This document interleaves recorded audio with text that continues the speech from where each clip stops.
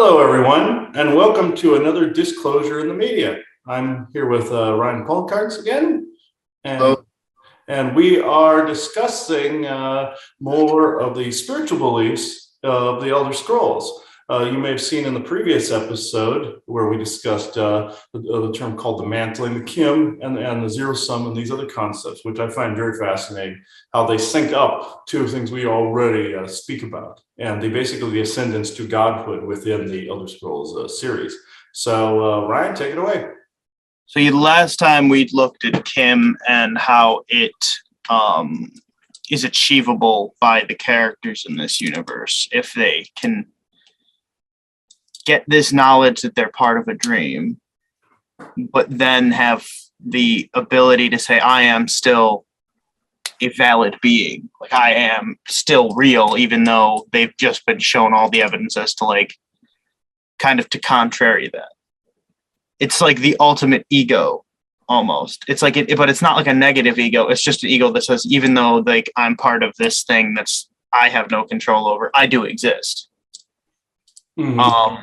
Whereas, like, negative ego would just be like, I have the right to be over you. Whereas this is more just like, I exist, so I don't view that as negative ego per se. Yeah, So there's a fine line between confidence and negative ego, and that is more like this is in the positive ego side. Yeah. Yeah. And then because you've achieved Kim, you can kind of shape reality to your own will. Not all the time, but in ways that aid you, make you more powerful. And that's how Kim works. Now, someone who's achieved Kim can then take it to the next step called Amaranth, where they look into, like, the deeper metaphysics of the universe and kind of then come to the realization that they themselves can become a dreamer and step outside, like, adjacent to the dream that they were born into, and then become a new dreamer of their own universe, and then, like, can kind of bring things from the old universe into this new universe. But it's really convoluted, and today we're going to talk about the beginning of the dream that is the Elder Scrolls, as opposed to the process of becoming the new Amaranth, which is like the dreamer. And I'll explain why Vivek never did it, because he kind of saw it as, like, just kind of staying it off the inevitable. So basically, I'm going to start with some pictures because they kind of are the only thing that I can use to explain this properly. So is it showing that, like, zoom panel in the middle of the screen? No, it's just showing your the graphic where it says honor, pathway, and Godhead and Godhead on the side. It's showing the graphic. So yeah. Yeah, like Zoom's control thing just popped up in the middle, so I just want to make sure. So this would be sort of the entirety of the dream in like a wheel form. If you were able to get outside the dream, this is kind of how you'd see the dream, even though you wouldn't be able to, like, see it this way. But they'd say, like, if you got outside, it would be like a wheel, even though the Godhead is like a being that's, like, unconsciously dreaming this. They don't really have, like, a will for it. It's an unconscious dream. And then, like, the whole, like, Alduin eats the world is, like, Alduin is the end of the dream, and then a new dream, the next Kelpo, would come up from there. In fact, parts of Yokuda, like Yokutan early Redguard mythology and how it, like, collapsed, say that it was, like, a leftover thing from the last dream, and that it was Anu's, well, because technically Anu or Amaranth or the dreamer is technically kind of the same being. It's weird how they explain it. I have a better picture for it up ahead. But that's, like, their memory of Yokuda from their world.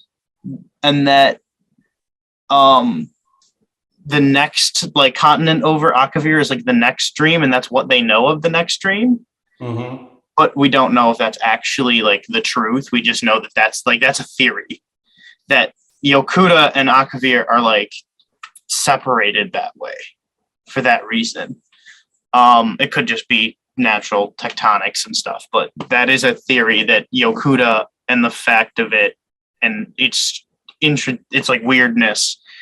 And the same thing with that is like, it's how the dreamer recognized these places from their own reality and like the realities that they know about.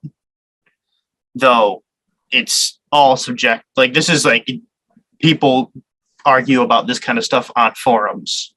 It's like that kind of stuff. Like, there's never going to be written stuff about the dreamer really in the games, other than one character that talks about it, and that's Vivek. And Vivek, as we know, is kind of a special case. So then if you're looking at this thing more linearly, you can see it like this. So Anu the Dreamer, or Amaranth, or just the Dreamer. I'm just going to use the Dreamer because it's easier to differentiate between Anu and Padme here, the second level. So before anything was in the dream, Anu and Padme were in the dream. Anu first, which is like stasis and order, Padme, which was change. And they basically warred over like just creation. And then it's stated that they kind of created their own souls and became Anuliel and Sithis. And their battle then basically Anu and Padme basically killed each other and then created Anu and Sithis to continue. The blood from their conflict created the Et Ata. But when Anuliel became around, it created Akka, which is the theory of time. So to get into that would be like this, where Akka is the same being as Anuliel, and then Ariel, Alkosh, Akatosh, and Alduin are like the pieces of that whole, like the chosen expressions of that period. Okay. This is actually making sense where we, Joanna and I spoke about something called the map of creation, where we showed that that source creator created celestials, which then created the different nature and the different genders eventually of people as they went down further down, and the oversouls of people fell under this category. They couldn't evolve more until they figured things out within their own multiversal avatars. And also the end of time type of situation like Alduin. It's like in the Marvel Cinematic Universe, if anybody's ever seen the movie Eternals, where Ashram is kind of like Alduin in it, where he's a celestial that comes back to give birth to another celestial off basically the back of humanity, consuming that energy. Now they mixed draconian Lushing along with essentially the universe rebuilding and basically giving birth to itself. But this I find fascinating that it is essentially the same as what we have been talking about all along on Galactic Interstellar Council. Me and Joanna have been speaking about how it's the physics, also not only the oversoul, but how can I put it? The continuation of what's called the next egg in Skyrim, where Parthenax basically tells you, you deny the next egg existing, and then you basically say, the next egg can tend to itself. Well, I think there's a little bit of BS in there, because there's a bit of the whole Lushing story, like there's always going to be an apocalyptic end, kind of like in Witcher, where it's the White Frost. Where essentially they were basically saying like an ice age would consume everything. There's always this doom of apocalypse. And I always feel that life will continue anyway, and there's no need for an apocalyptic end such as that. There's always going to be a continuous evolution regardless. I think there's like an air of BS in there because of the end of like, say, Nirn, or the end of the earth to create something else. The universe tends to itself, and that way it doesn't necessarily need to consume a whole civilization. But I didn't mean to interrupt, but that's basically what I was getting from that. Oh, you're all good. So yeah, the whole Alduin eating the world to create the next world, like open up this like space for the dreamer to make another dream. That could be true, but then again, there's another whole apocalypse situation, which is just everything ceases to exist like that if the dreamer wakes up.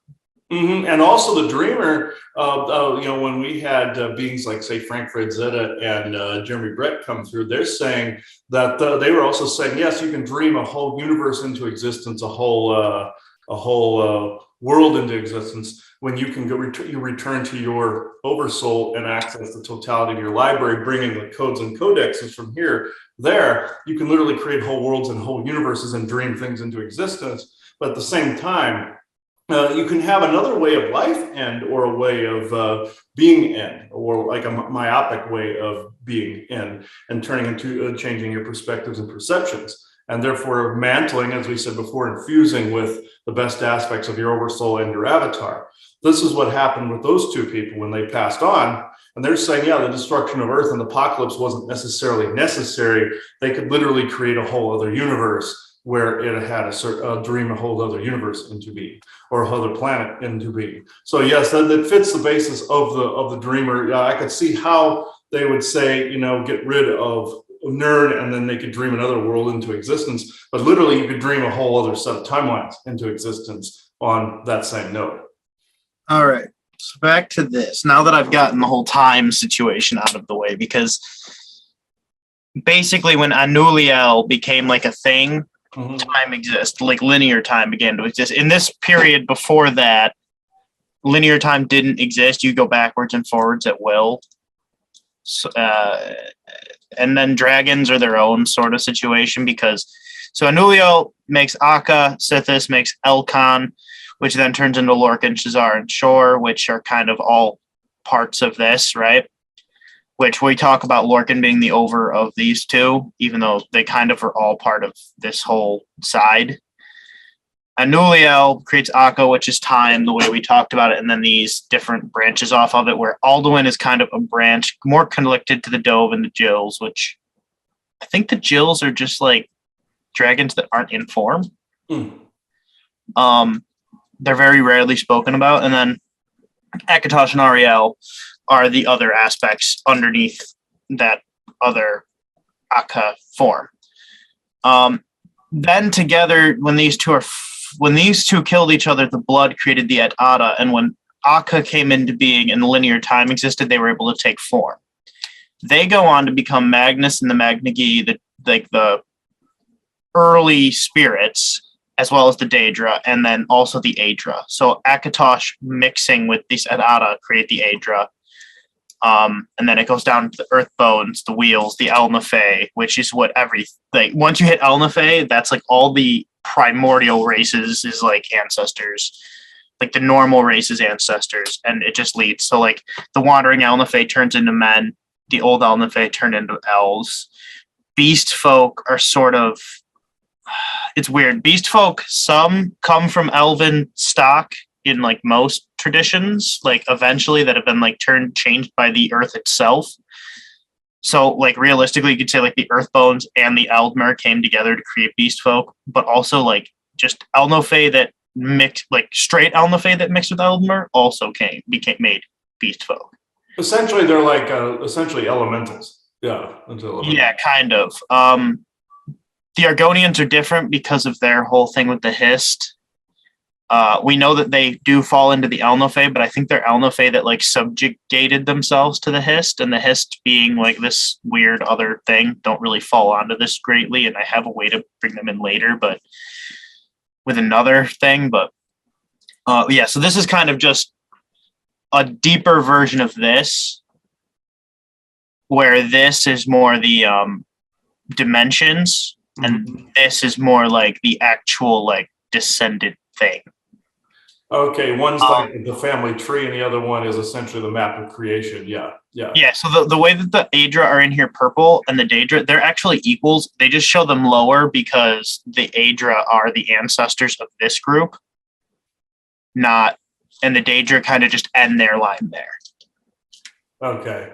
Yeah, and what's interesting is the split when they went from the Anu Dreamer, which would be very much almost like source, because the word Anu in Sumerian mythology means sky god or above. So, and like Anunnaki, those who from the heavens came.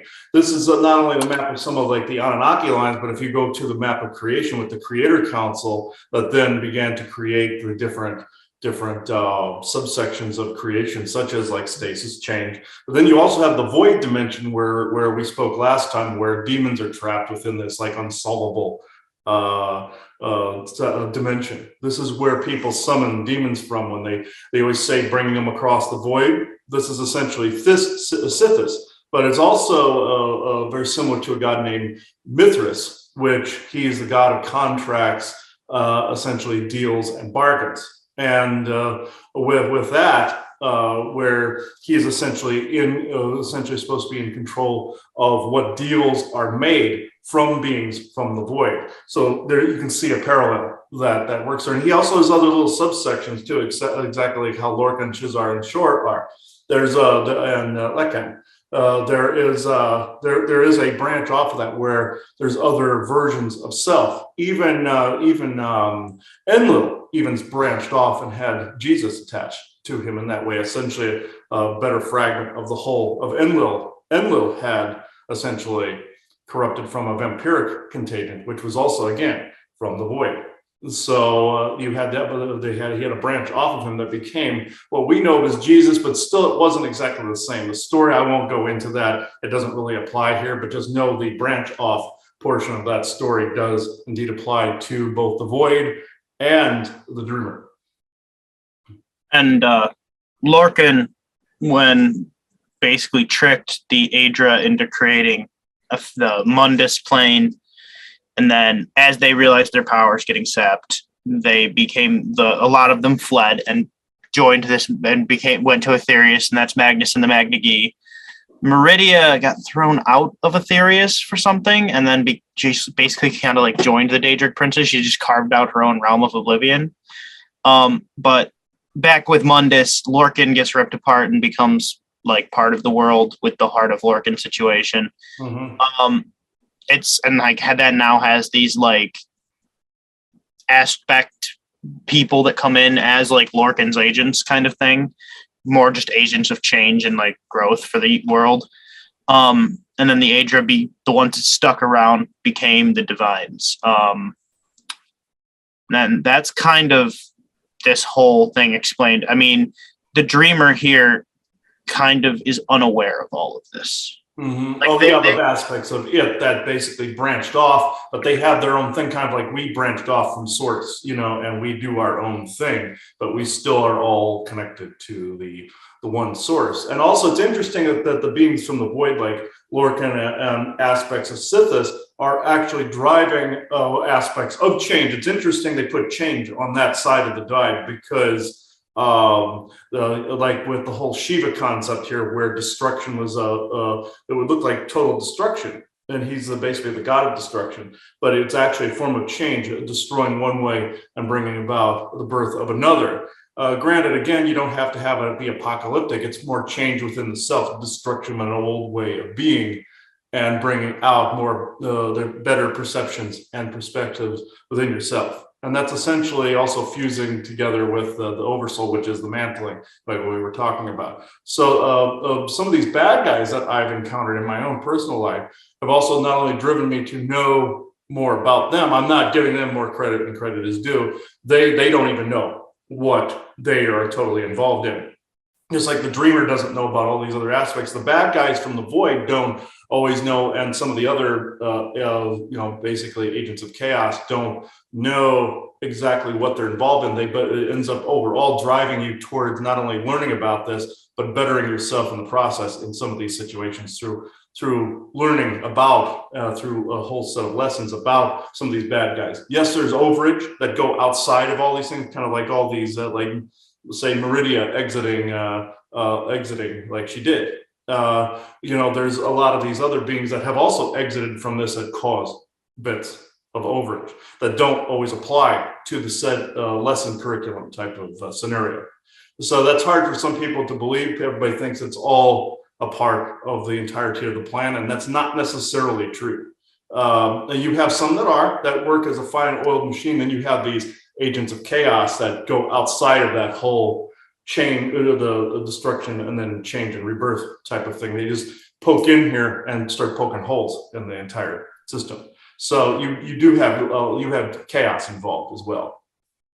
And personally, I think Dragonborns are like mixtures of these two energies coming together. Yeah. Because they usually lead to change, but they also generally make sure that the world doesn't fall apart. So Mhm. kind of the mixture of these two energies just coming together. Yeah, it's just like when you go to just basically destroy Alduin. Like I said, Parthenus asks you if you would deny the next egg existence, and the Dragonborn essentially says, "Let the next egg tend to itself." So yes, that is a balance between both sides, a change and rebirth, and also the defense of the current world. So that is essentially the same. That's I feel people are a mix of both of these to begin with. Humans themselves are a mix of both of these concepts into one. And eventually we're going to get rid of that dualistic like seed that this shows right here. And we're going to basically realize we are a combination of all of these concepts. Here's just another like wheel and spoke model of it, where like you have the Godhead above, which is the dreamer. Just another word for it. There's many words for the dreamer, basically. And then you can just see Sithis on one side, Anuliel on the other. The wheel and the tower is sort of this like thing kind of keeping the rest in. It's like viewing it from the way Anuliel and Sithis would be looking inward. And then this Aetherius is just that realm of magic that's outside the world where like magic energy comes from. Magnus is the hole that goes down through Oblivion and carries magic into Mundus, basically. And then you have just the realms that we know. All right.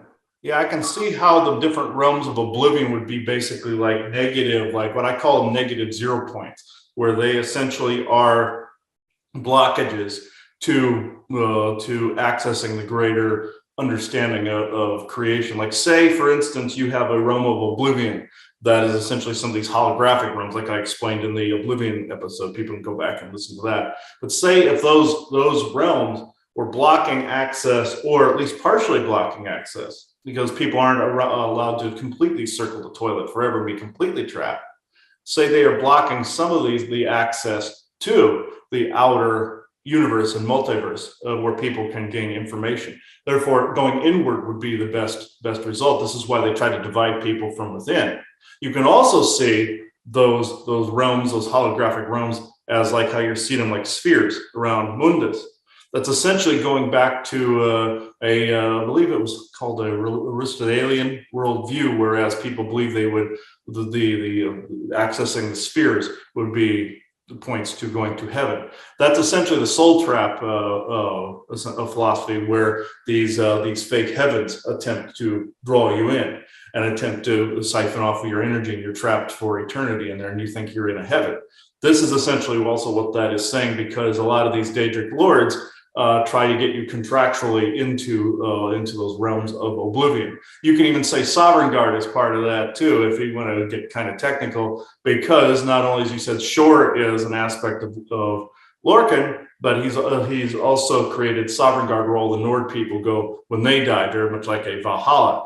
Like Odin said in a past show, he said that them creating Shor like that was essentially a slap in the face to himself.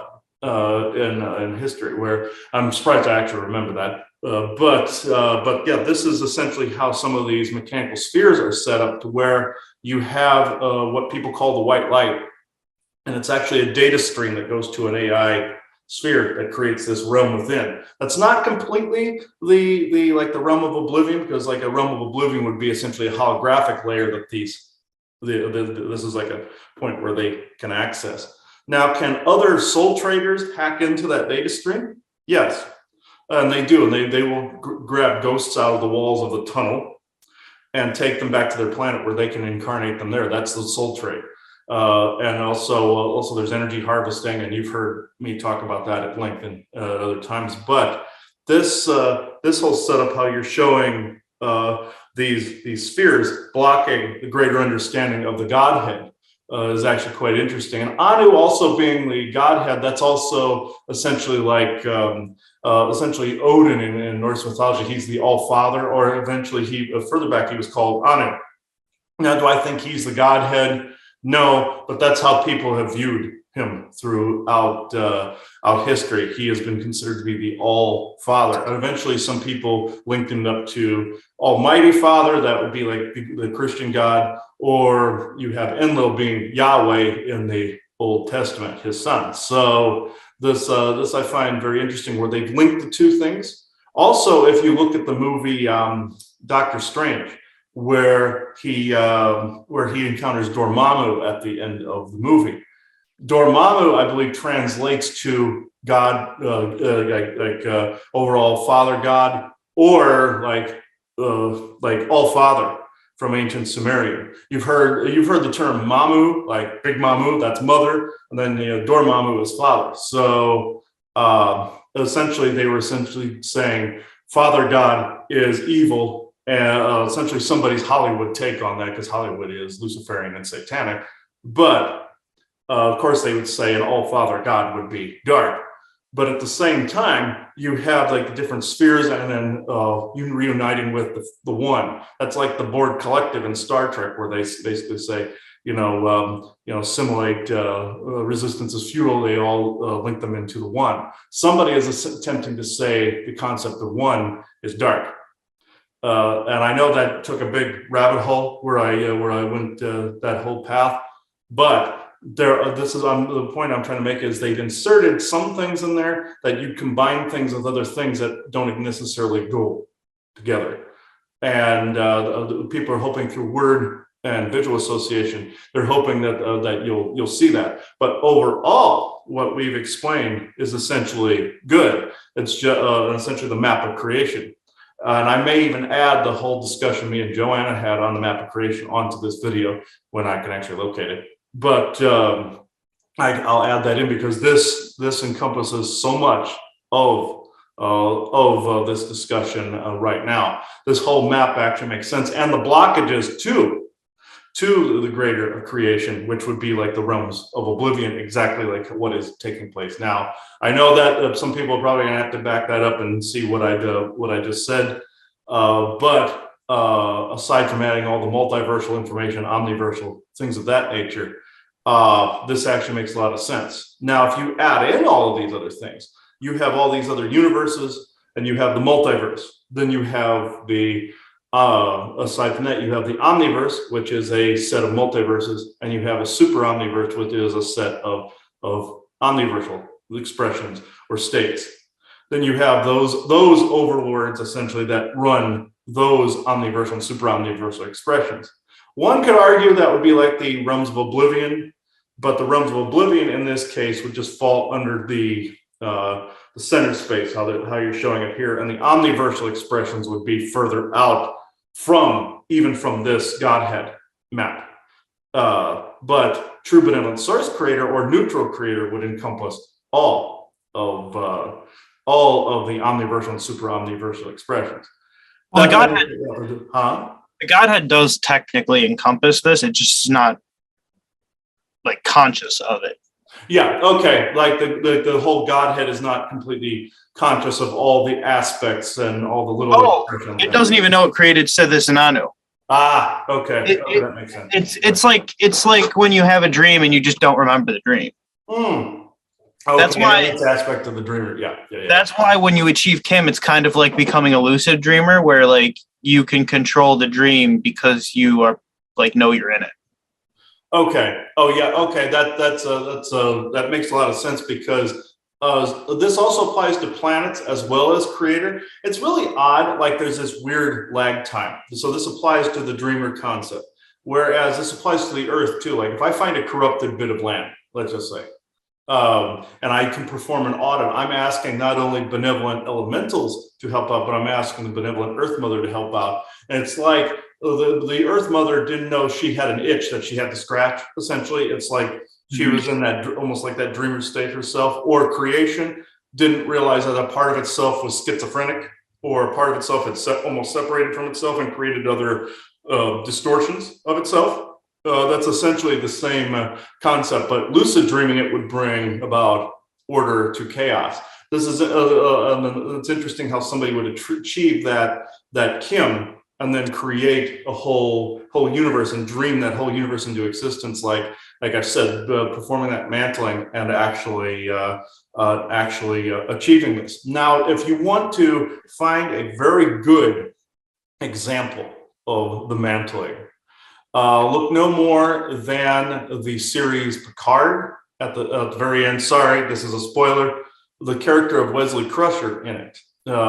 He goes with a group of travelers that you eventually find out are essentially trying to keep balance and order to the universe. It's not the same as the Dreamer, mind you, but he achieves mantling, because the first thing he says, he goes, "I was once called Wesley Crusher. Now that I'm more than this." He's essentially fused with the entirety of his greater self. And I found that very interesting. That we saw that episode after the same night that you and I recorded the previous episode to this. So I find that very, very, very interesting. But the whole concept of Dreamer is exactly what Jeremy Brett and Frank Frazetta were telling us in their channelings, whereas they could literally dream a whole universe into existence. And so I find that interesting that the Dreamer encompasses all of these concepts, but yet doesn't always know that a lot of this is going on. Like Frank Frazetta and Jeremy Brett both said that they didn't see all aspects of the outer parts of their creation because it took new life in other areas that they couldn't always see. I find that very fascinating that applies to this. And to further this, now that I have a good thing, we're just going to go off topic for a couple seconds here and talk about some of the other things you're seeing on this. Mm-hmm. So if you don't in life pledge yourself to a Daedric prince, your afterlife is more in Aetherius, in this sort of pocket here where you see Sovngarde and the Sands Behind the Stars, which I believe is Redguard afterlife. It's in the dream sleeve. Basically, it's in an area of the dream that's kind of outside the dream while being in the dream. Okay. These little dots are the actual stars, the holes that were torn by the Magna Gi as they fled Mundus. Oblivion here is not perfect because Oblivion is kind of a collection of outer dimensions that aren't perfectly wrapped around the world like that, but they are like encompassed by Aetherius. But they don't. It's more like they are. Your version of a holographic reality is a good way to say it. Like you wouldn't see it if you were down here, but they do encompass the space between these two. Mm-hmm.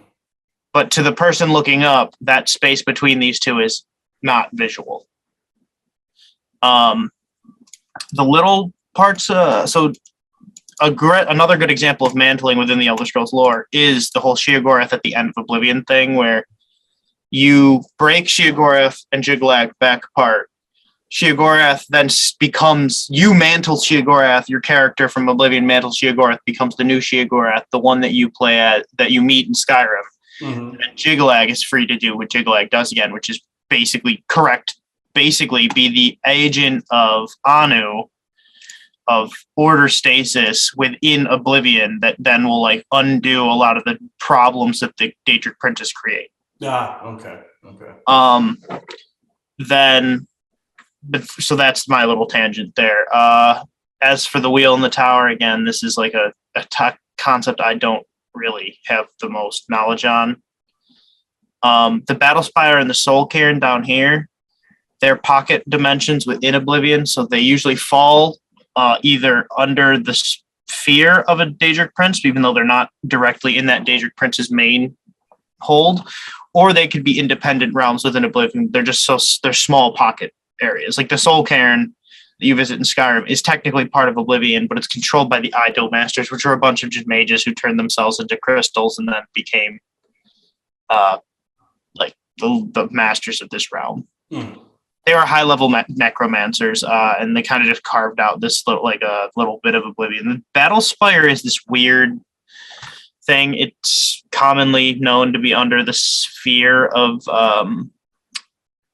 Mehrunes Dagon, but that's only because he invaded it during the events of the game, and we kind of don't know too much else about it. What we do know before that was that the Imperial Mages Academy was like training battle mages there. So it may have been another one of these realms that was like carved out by mortals in Oblivion and then was invaded by a Daedric Prince and taken over by a Daedric Prince. And so, yeah. On to the next thing. I'm going to just talk about this whole Anu thing, just try to give you a bit more context. So Anu is neither Aedra nor a Daedra. He precedes the creation of both groups and played a part in their creation with his counterpart Padme. In the annotated Anod, it is stated that Anu and Padme came into being. They both engaged in combat over Nier, who was created for their interplay, basically like a dimension that they created to just be part of, and birthed the 12 worlds of creation. Anu and Padme fought over Nier, who died in the process. That's old world, died in the process, and then created Nern out of the remainder of the 12 worlds. Padme, who Anu already thought dead, stabbed him through the chest, resulting in Anu pulling himself and Padme out of time forever. That's why they're like adjacent in those like things. Okay. According to the account, the Arara were created when Anu and Padme's blood was spilled. Their mixed blood spontaneously gave birth to the Aedra, while Anu's blood became the Magna Gi, and Padme's blood would end up giving birth to the Daedra. However, the authenticity of this clash is still debated. Basically, though, the blood basically created the gods that we remember. The whole like which blood made what thing is the thing that's a bit more debatable. In Aldmeri belief, Anu birthed his own soul after his battle with Padme so that he could understand himself and self-reflect. This reborn soul, known as Anuliel, and in turn became the soul of all things. However, as Anu created Anuliel, Padme birthed his own soul, Sithis, who represented all of the limitations of Anuliel. Anuliel then noticed that the world created in their conflict, the Arubis, was turbulent and chaotic. In order to stabilize the Arubis and further his self-reflection, Anuliel birthed his own soul in the same way that Anu before him birthed Anuliel.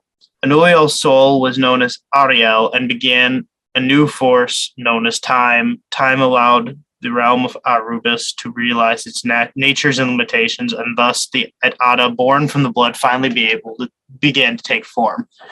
Like certain Daedric princes, without Akka creating like the linear time thing, and the cause and effect relationship, couldn't exist. Most notably, Azura couldn't exist without that like time, like basically coming into existence. Time, cause and effect coming into existence because she is just an agent of cause and effect.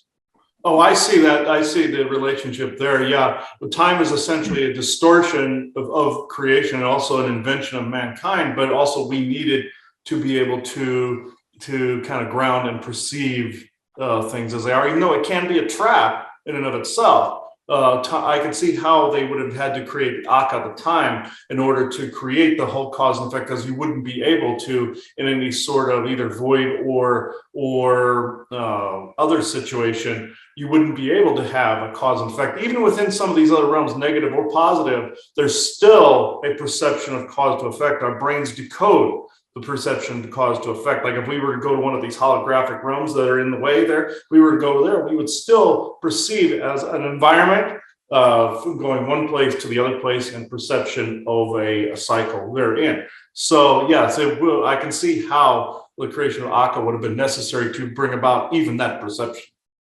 Now, and the cool thing is that time in the Elder Scrolls is experienced linearly, but the Daedra, in their own realms, they can kind of control time to be their own thing, but they can't just not have time.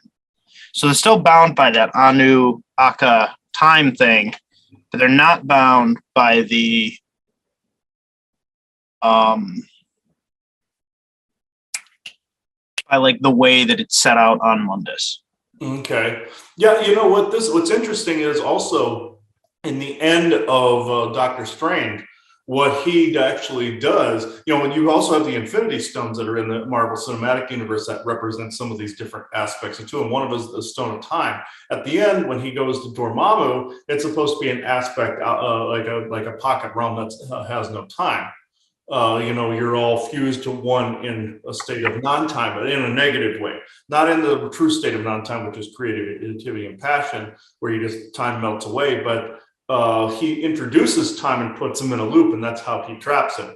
So how he traps Dormammu. So I find it interesting that creating the cause to effect and the loop actually helped defeat a bad guy that was not used to that method creation. It was actually created before that whole Akka the situation was created. So that I find very fascinating, the parallels between some of the Marvel Cinematic Universe and some of what we teach people, and also the Elder Scrolls universe.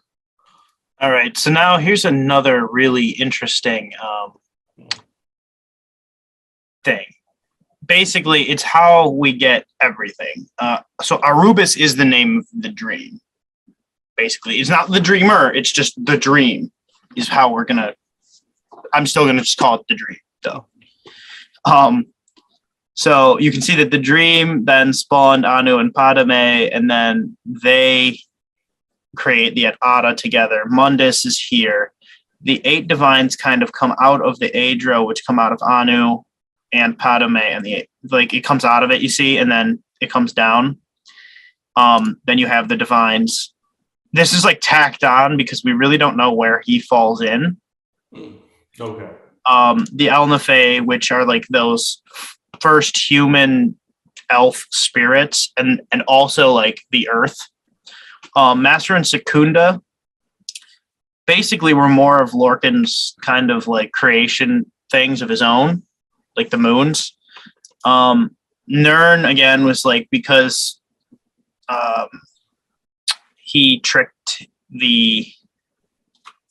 Lorcan tricked the Aedra into creating it, so it's kind of got this own thing. Now on this side we have the Daedric princes and their whole realms, but they don't really spawn anything. They change things, but they don't spawn anything. But you see here with Sithis, it basically creates the dimension in the void. The Hist kind of have their other version of themselves that can then peer into, by like spreading their seeds into both Oblivion and Mundus, and the Hist then change the Argonians to make them like their mortal agents. Under here you have the Aedra, and then you follow the line and to the Elnathae, which this is kind of wrong, really. It should go Elnathae straight to Lines of Men and Lines of Mer. It should go Wandering Elnathae and then Old Elnathae. Old Elnathae should then turn into Eldmer. Eldmer should then lead to Khajiit and all the elves, which the Khajiit and all the elves thing is basically Azura, the Daedric prince, kind of like mated with these Elnathae and turned them into Khajiit, or their offspring became Khajiit. Whereas the Wandering Elnathae, the ones that joined Lorcan in this early battle, that is kind of conjecture, became the races that would then become men. Yeah, what I find interesting also is a relationship also with the Master and Secunda and the Hist. It's very interesting where this is those two moons are of Lorcan, and you have one that is the appearance of our moon and Mars. You have like essentially war and chaos, essentially, which is what Mars is associated with. But essentially, Mars in the old wars had its atmosphere ripped off by those that actually created the Grand Illusion. So also the lunar moon is like our own moon, which then also projects holographic imagery through that of the binary network, through that of our 5G network. There's also the red moon there could also be considered almost like Saturn without its rings, and that is essentially a soul trap or a trick. So Lorcan is like Loki, essentially. The Hist. The Hist, what I find interesting there is well, Saturn, Satan, Loki on the other end. Then you have the Hist, which is almost like the tree of knowledge. Here's something that links it right back to the actual void. This goes with the story of Odin pulling out his eye and giving it to the Well of Ood. The Well of Ood is the entry point to the void in actuality, meaning someone giving their soul to the void. Now, did the real Odin do this? No, that was a fake Odin that wanted to birth this tree. The tree then of knowledge then was more or less Yggdrasil was essentially the map of how Asgard, Midgard, and Agartha are set up now, along with the 9 realms. You have portals that lead to these different worlds of, creation. Whereas after Asgard exploded, what happened is I found out it went interdimensional. It has its interdimensional physical self, the way it was before it exploded. It's literally here with us now. So is the spirit world. It's all here with us now. There are portals that could literally condition you and take you to these different realms, like Hyperborea has an access point to Asgard. And the tree is essentially the whole map of the 9 realms, but it also is in within this very story of itself is an access to the void. And the Well of Ood is essentially the void. It's grown essentially from the void, but at the same time, it is supposed to be like the access to all of that knowledge information universally. But on the flip side of the coin, one could also say is the unsolvable riddle, because the Well of Ood is essentially the void. So, like what I said with the tower and the unsolvable Rubik's cube, like I said in the previous episode, this I find very interesting how this is all connecting back into it essentially itself. You even have the story in that new Hellboy movie where he goes to the Baba Yaga and she wants his eye in exchange for information. That's essentially the same thing. The eye represents the window of the soul. Essentially, you're giving your soul over to the void at that point. So I find interesting how that works itself, how it works itself out, mixed in with even the mythology and mixed in with actually the true map of creation. I know that was a mouthful for everybody listening to that, but that's how my brain operates. I see the entire thing play out. The fact that they disclosed that through this game series is quite fascinating. How when somebody looks upon this, they can actually access the downloads. They may think it's imagination coming through, but this is essentially the map of how things are. Even the breakdown of different races and species, as you were describing, is exactly the same as how some of these different species broke down in their own evolution. Lyrans being or Khajiit in this being related to elves. And the whole breakdown of that is actually the way a lot of these different species said their histories went too. Yeah, I found a more updated picture of it while you were talking. And when you get down here, it even brings in some other aspects like the Numidium and how the Dwemer were a cutoff of the Eldmer that then went off, and then they kind of became one with the Numidium when they disappeared. And then they zero-summed because they realized that they were part of this dream, and their analytical minds could not really fathom the idea of the fact that they are still like a valid being. And so they willed themselves out of creation. And then here it fixes the Elnathay thing where it talks about certain Elnathay that were important and viewed as heroes in the past. And then it talks about how different group, like the Eldmer made the Altmer, which are the high elves, came about from the Eldmer and the students of Finaster. The children of Ymir, which are the nature spirits, and the Altmer made the Bosmer. How the Falmer were created from the snow elves degenerating, and that the snow elves were just a local offshoot of Eldmer that changed over time. How the Marrowmer are the same with the sea elves. That the Orsmir were Eldmer / high elves that were corrupted by the Daedra, and same thing with the dark elves. With the Khajiit, you have the same thing where it branches off, and then you have them and children of Zura. Dragons are their own thing, which are like an offshoot of Akatosh, which is an offshoot of Anu. You have what else can I talk? Oh, the Tribunal, which were mortals that then used divine tools to basically turn themselves into immortals, and thus basically breaking these chains off of them and allowing them to become their own thing. That's how Vivek, one of the ways that Vivek grew into this being that then could achieve Kim and then could then achieve what came the closest that we know of to becoming a new dreamer. I find that also interesting that also Anu, you have Enki and Enlil, which is essentially what Parthenex and Alduin essentially are supposed to be. Enlil being like Alduin and then Enki being Parthenos. They put them all as dragons in the storyline, but it's essentially telling the same story of that family tree as well. That's why I go back to the Anunnaki lineages as well. It's telling some of that story mixed in with the map of creation as well. It's physically fusing those together.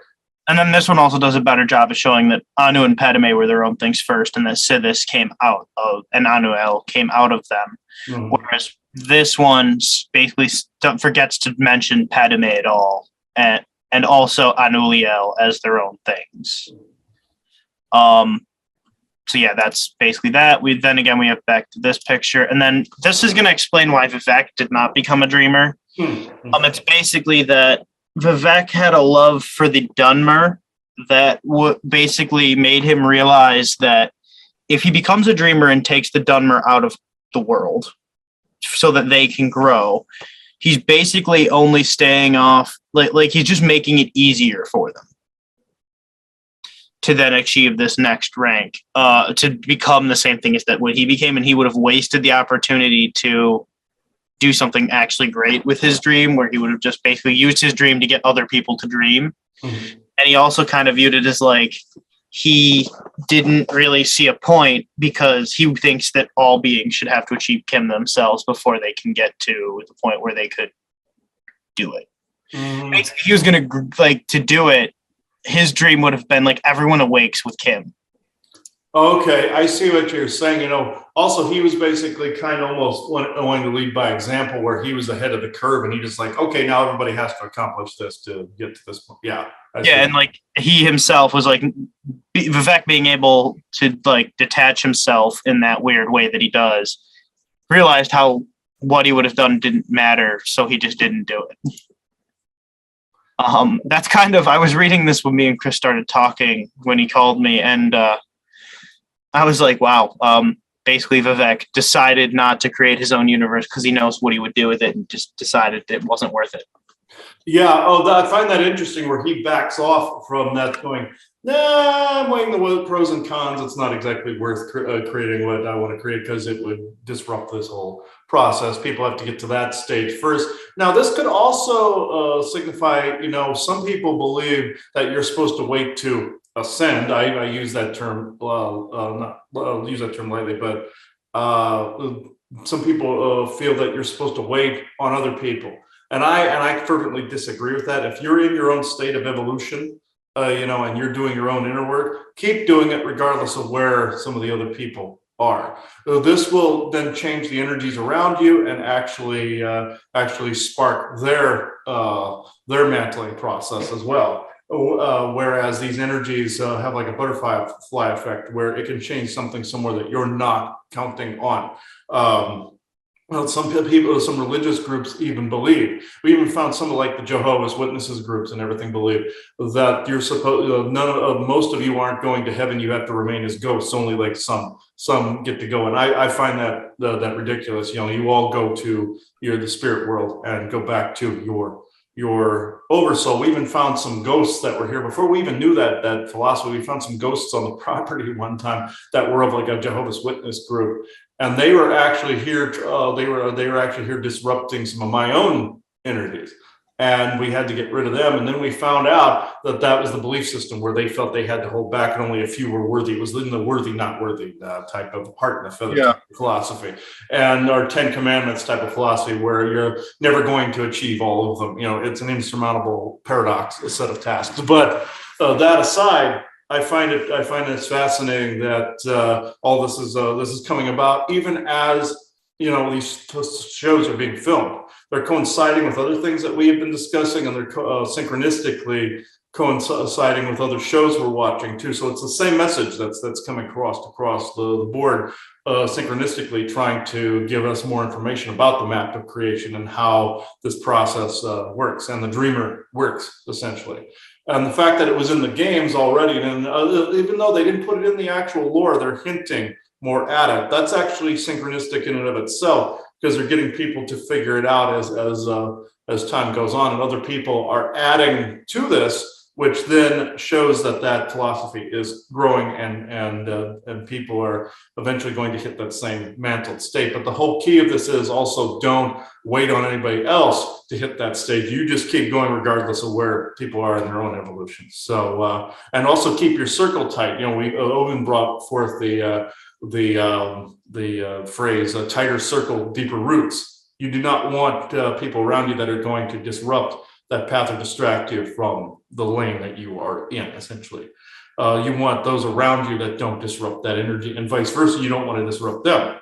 Now, one point I will also make is, say if you do help somebody, say if you get rid of a demon for somebody, like an external demon, the New Age community likes to say, oh, you're disrupting their karma. That's not necessarily true. You were at that particular place at that particular time to fix that particular bit of energetics so that they could move on. And some things are actually overages, like I said before, and holding people in a holding pattern.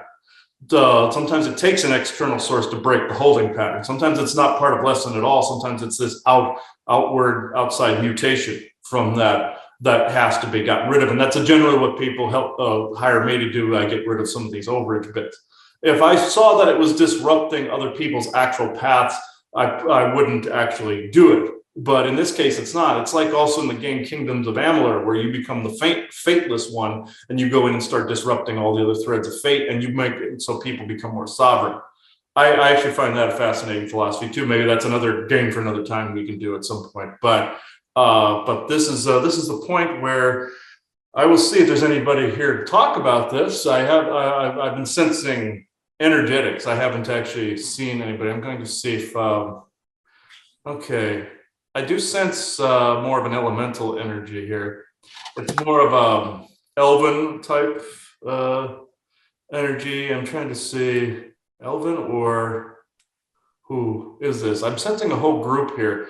I know the forest people are aiming this direction, but it's not them that will speak. It's somebody else. Wow, Isaac, who's here? I can hardly see them. Their energetics are so fast moving that they're hard to see.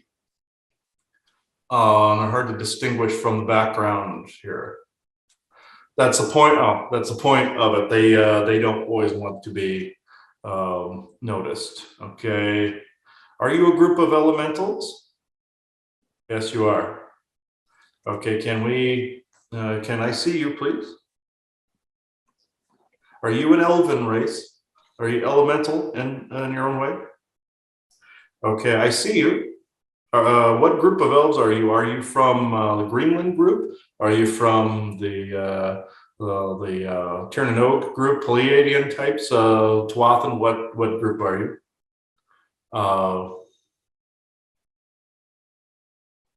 Okay. You fall more under fairy than you do elf. I know you're essentially kind of the same, but essentially, okay, what's being shown is there's the different offshoots and the different races that came from what you were talking about before. It falls under that category where certain genomes combine to create different other fairies. Okay, you are a fairy. What manner of fairy are you? Are you a Lucy? Are you a type of nymph? What race do you fall under? Interesting. You are a combination. Oh, so okay. This goes with some species that we've been working with on Interstellar Council, where some are combinations of different elements where they form sentient life after a while. All right. What combination of elements are you, friend? You're earth and water. Okay. What's your name? Yeah, your name. I can see you're female now. You look almost like tree bark. Has like the texture of a tree, but almost like a human woman that has the texture of a tree with like leaves that come around the edges from the hair and all this other stuff. So, okay, one more time. I need to see your heart space, please. Oh, damn it. Okay. All right. You accepted an audit from True Benevolent Source Creator, True Benevolent Earth Mother, and the True Benevolent Verses, and have no conflicting agendas, benevolent wise. Yes, and you do not have any conflicting agendas. All right, we're good. What's your name? This is a new person, so let's see here. Your name is it with a Z? An X? Okay. No, Isaac, her name is not Xerox. Okay. All right, let's see. Meaning she copied from a okay, I know what you're saying. All right. Z, is it? Oh, man, that is hard to hear. Is it Ziter with an X? It's X apostrophe and something. Let me see here. Wow, that is hard to hear. Ziter. Zicter. Okay. Man, that is an odd name for a fairy, but okay. All right. Are you inhabiting a tree, or are you your own being? Are you a dryad for a tree? You're your own being, but you can disguise yourself as a tree. Yes. Okay. What is it you wanted to say about this topic? I can bring you through, but what did you want to focus on as part of the topic? All right. You might just want to say, okay. Okay, wow. Strong being kind of brings almost like how a tree brings oxygen to a room and kind of takes your carbon dioxide, and you have like fresh air, or if you have an ozone machine going off in your house and you come back and there's like a fresh atmosphere in there. This is how she feels. So it's like that. Oh wow! And she even on her spine has like this branchy looking like spine that looks like a tree. Yeah, it's very interesting. So man, there's a lot of interference there. That's hard to hear. All right. Okay. Zatir? I'm hoping I'm saying that right. I'm probably butchering it. Okay. All right. Yes, I know, Isaac. I'm butchering the name. I understand. All right. All right. It's X apostrophe Ter. Yeah. Okay. Zatir. Okay. Getting messed with something awful. Huh? Getting messed with something awful. I know. I can see that. Isaac, what's going on? Can you help correct this while I bring this being in? Or is it beings that are opposing this conversation that we should be leery of? Oh, I see the point of this conversation. I get it. Okay. Are you saying that this being, Isaac, is more or less,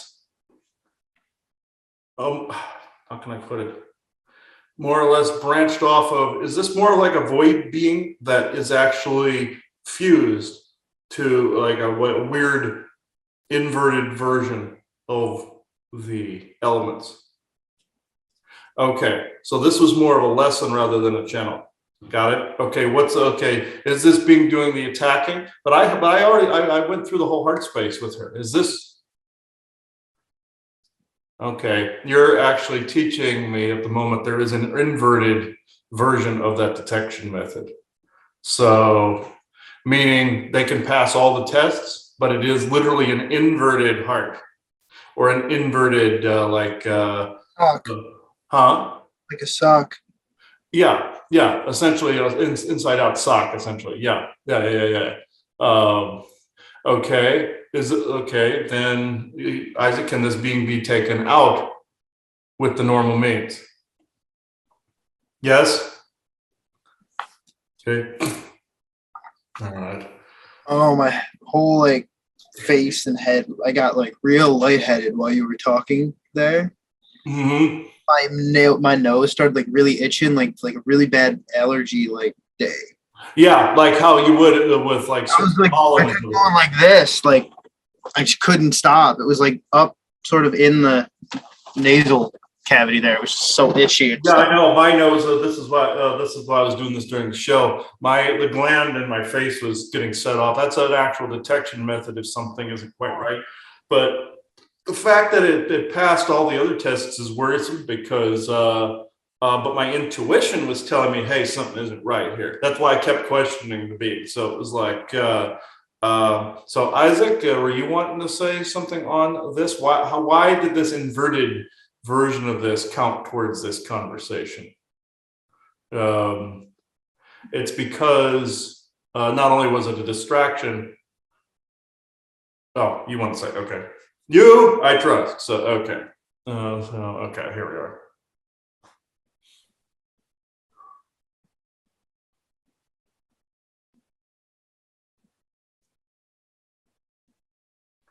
Yes, this is important towards this topic because of the fact that, yes, there are these mutations from nature, these overages, these blights on nature that are inverted and more connected to the void.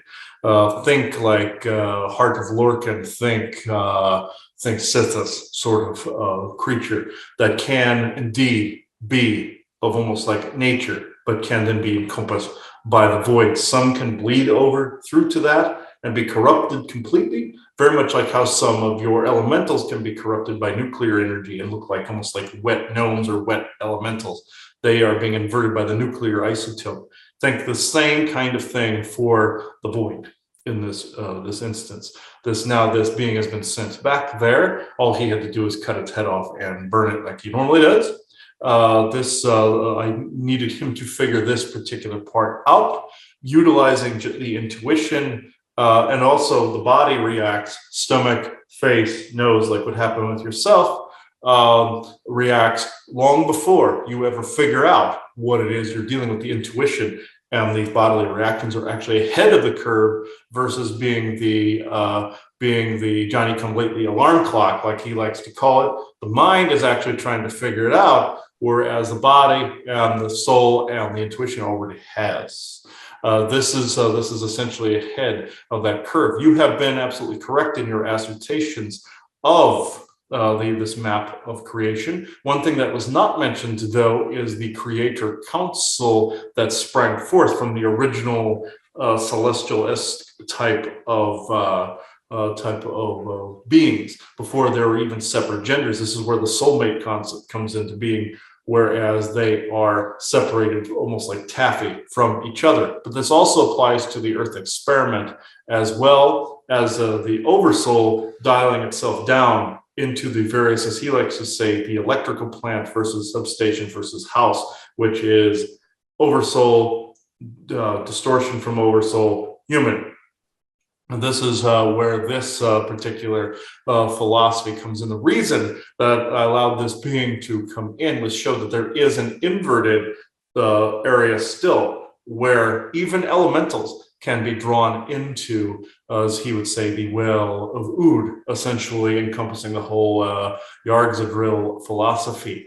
This particular being was not as named as she said. They will always lie, but at the same time, they actually enjoy that aspect of lying, just like how there are negative nymphs that just draw off sexual energy. This particular being would have drawn off of the some of the, not only the electrolytes in your body, vitamins and minerals, very much like the vampiric plant entity or the Venus flytrap type. But this would have also caused an inversion of not only sexual capability, but an inversion of thoughts, an inversion of philosophy itself, its polarized opposite. That's why this being is such a distortion, you see, from the philosophies that you were saying, because it is the antithesis of this, is essentially a walking distorted paradox. In nature, but not in nature. Created from nature, but not at the same time, a walking paradox, you see. This is why this philosophy had to be added in, because these are things that are outside, but still have been generated by the void that have created their own, he calls them fissures or bubbles, you see. Fairies don't fall into this category. This would be like the anti-fairy or the anti-nature, anti-elemental, but still technically is, or like a vampire is undead. Essentially, they are dead, but not. This is essentially the same concept. So I can go into questions if you like. All right. Well, welcome back, Isaac. Um, so today's topic was a bit more of the metaphysics, not less of like the whole just game sort of story. And with that being said, do you believe that the process by which a character consciously does this in game in life can be done by mortals here in life? Most certainly, yes, and it has been accomplished before by human beings, whereas they have reached that mantle state and they have become a lucid dreamer. Yes, you can dream also other universes into existence. You can even dream walk, like what was in your Doctor Strange series, into other universes as well, and begin to manipulate those other universes, which would cause, as they like to say in the movie series, an incursion. This is actually quite I have to say, is unfortunately a common thing. That's a bleed through the multiverse. But that aside, yes, you can actually become a dreamer in the true sense in the game series, where literally you could dream your own reality, pocket reality, planet, universe, multiverse, omniverse, and super omniverse into being as you stair step it back up the scale, as some humans would see it.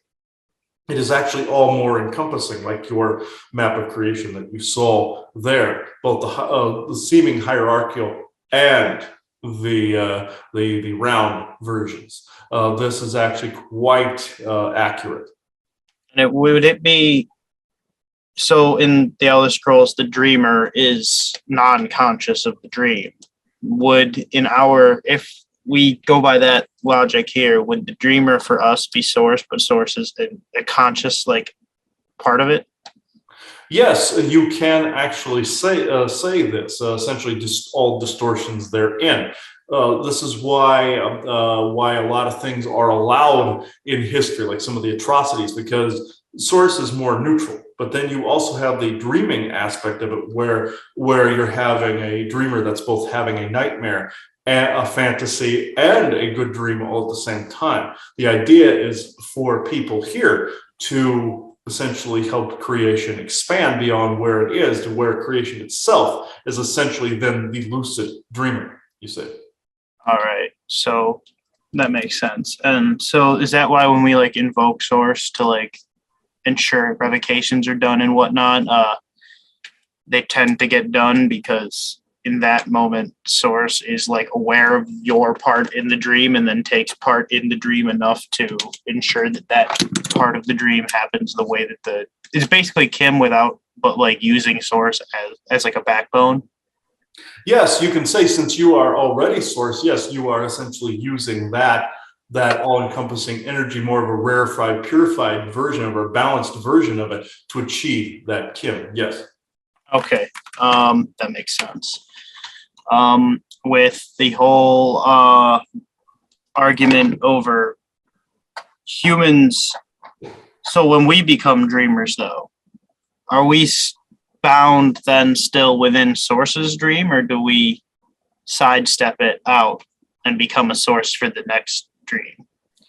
You can, this is an actually very interesting philosophy, even though you are essentially source, everything is essentially source.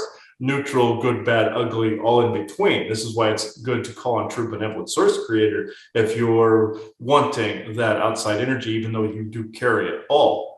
You can become your own dream outside of this. This would fall under omniversal expression and fall under super omniversal expression, even though there is a all-encompassing source energy. The one you are talking about is essentially through the multiverse and your universe. In, say, the universe the Orions came through, which essentially was a parallel universe, the distorted, mutated version of yourselves and the Asgardians from that universe. That part in distortion of source, true source, was essentially trying to be canceled out by that of the dreamer. This is why they escaped from there, essentially inviting vampiric essences or barging into with their vampiric essences into this expression, therefore bringing about a vampiric virus into the system. Very much like in your Matrix movies, where they said older versions of the Matrix had been created. That's why when the female character had two vampires with her, those were essentially other reboots of the Matrix that she had programs held with her therein. This is essentially what that is. You can either keep old versions of it and reboot something new, or just like in the fourth one, you can completely obliterate parts of it and create a whole new system. Essentially, what the psychiatrist character was doing in that particular movie. Now, when it comes to you achieving this Chim or achieving the mantling, yes, you can choose to create whatever you want, but also then true source then learns from that experience. But can you stay separate from that? Yes, you can. If you've achieved that particular level, you can create a whole self-sustaining omniverse or super omniverse based from that seed. Yes, But you can't sever your connection with source. not completely no, until that particular omniversal expression is then created, but still there is all-encompassing energy that flows through everything, that you would call it chi. But it doesn't mean the consciousness that of what you call source creator at the moment would be involved. It is more or less this overarching energy. It is still a lifeline or an umbilical cord. Yes. All right. And then, so if like in that reality, then you're the source to whatever being would then come to live in that reality. Yes, indeed. Yes, that would be correct. You would be essentially the overlord, as he says, or the god of that particular omniversal expression. Yes. Okay. I'm just clearing that up because it didn't. I was trying to figure out how like you could become a dreamer, but then what your relationship would be with this dream, basically. Yes, and that essentially that's why you have that map of creation the way that it is set up. That is essentially accurate, even though again there's an over-encompassing source energy, and there really is no God as you truly see it. It is essentially it is the dreamer connected through an over-encompassing energy that binds all things, essentially like the Force in Star Wars. Then you have those beings, if people look in the books, those beings that were essentially from outside the Force. That is actually a very, very good example of how other omniversal and universal expressions that can be outside of that particular source platform. So does source have a source? So does source have a source? Yes, indeed, it does. You see, what you see of as a source, as like almost like a separate being from yourself, that is more of a distortion. Even though you are source, that whole source does have this over-encompassing energy that is true source. What you're seeing is more of like a distortion or a photocopy of this. The dark versions of it are more of a photocopy. The rest is more of this over-encompassing energy, but the source that you're talking about does indeed have a source. Yes. But is this like the same sort of like religious view that was like kind of talked about in the past, where like source was once something that worshipped another source? You could see it that way, yes. In the map of creation, when there was just the over-encompassing source and created these distortions, within those distortions created other dreamers that then became that distortion within the source, you see. Okay. And then therefore you could say a source worshipped source. Okay, that makes sense. All right. Well, Isaac, again, as always, it has been lovely to hear the sound of your voice and have you answer these questions. As you've already been on the show multiple times, I'm not going to ask the average final question, but I'll ask you a different question that has to do with if you were playing through these games. And in the current moment, if you were to play these games, would you play a mage, a warrior, a thief? What kind of class would you play? This is actually quite interesting. I think I would have to go the thief route or pirate type route, you see, because that seemed to be something that was outside of what would be a societal norm, as it were, or societal type of acceptance. pirates are always considered to be criminals. Thieves are essentially criminals, but there's also a freedom that goes along with this. You see, the early pirates were actually resistors of more of the reptilian autocracy, you see. This is why you have the skull and crossbones. They were protecting some of the true history. Some of them, not all of them. But in this respect, I think I would have to go with the thief route because of more of the sovereign freedom that goes with it, even though there are a lot of ethical arguments involved. Okay, thank you for your time. Yes, thank you. Always good to see you both. Yeah. There was a slight reaction to him. My eye wouldn't stop running the whole time. But it's really odd. Like some of the beings that are moving at a faster frequency, my left eye keeps reacting to it, which is more prophetic towards this argument, because this eye, mine's my dominant eye, and that's the one that was affected during the secret space program that allowed the soul transfer was this eye. So I find that interesting that even in the SSP, they still go with the whole eye, the window of the soul philosophy to do the transferring into another body too. So it still goes along with that distortion of this map of creation. Essentially, they're distorting natural law by doing this, but still existing within it, which I find interesting. It goes with the same philosophy.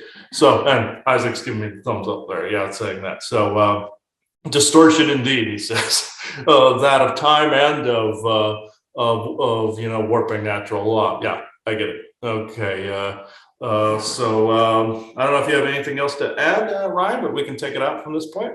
No, I think we covered it about as well as we could cover this topic, which is, I just wanted to build on what we started the last time, where it's a bit more metaphysical concepts, but also because we left a little bit of stuff that I found after the fact that I just didn't really kind of fully understand at that point. So. Oh yeah, that's actually interesting. I'll probably make that the part one and this the part two, since at the time of this recording it's 7/6/22.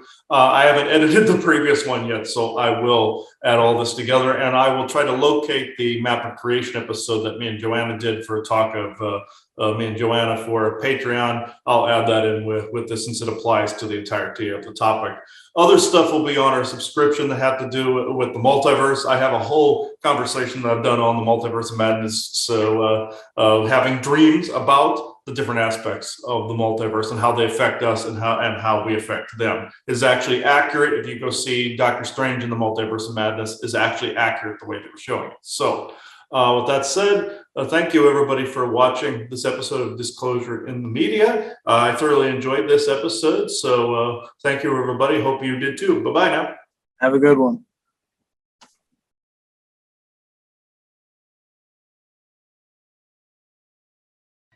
Hi everyone, this is again Chris and Joanna, and we're going to just do another chat with us. The thing we want to bring up and talk about today is more of an enhancement to some of the information that's currently on Patreon, which has to do with our galactic origins.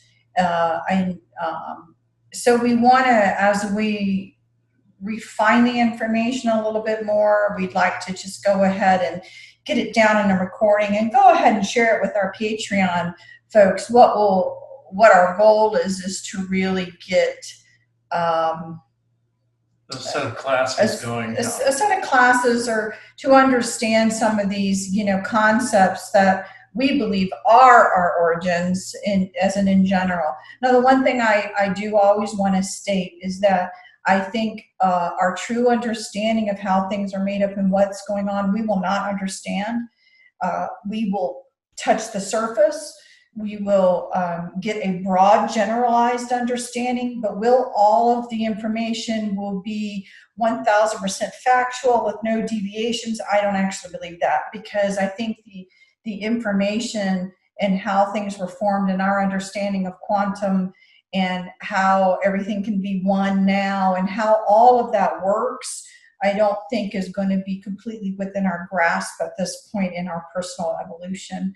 But I think we can give a general enough beginning idea to be helpful in getting some sort of understanding in your mind that will help you in general. The goal is always to empower people with knowledge. Knowledge is power. It's the greatest power there is.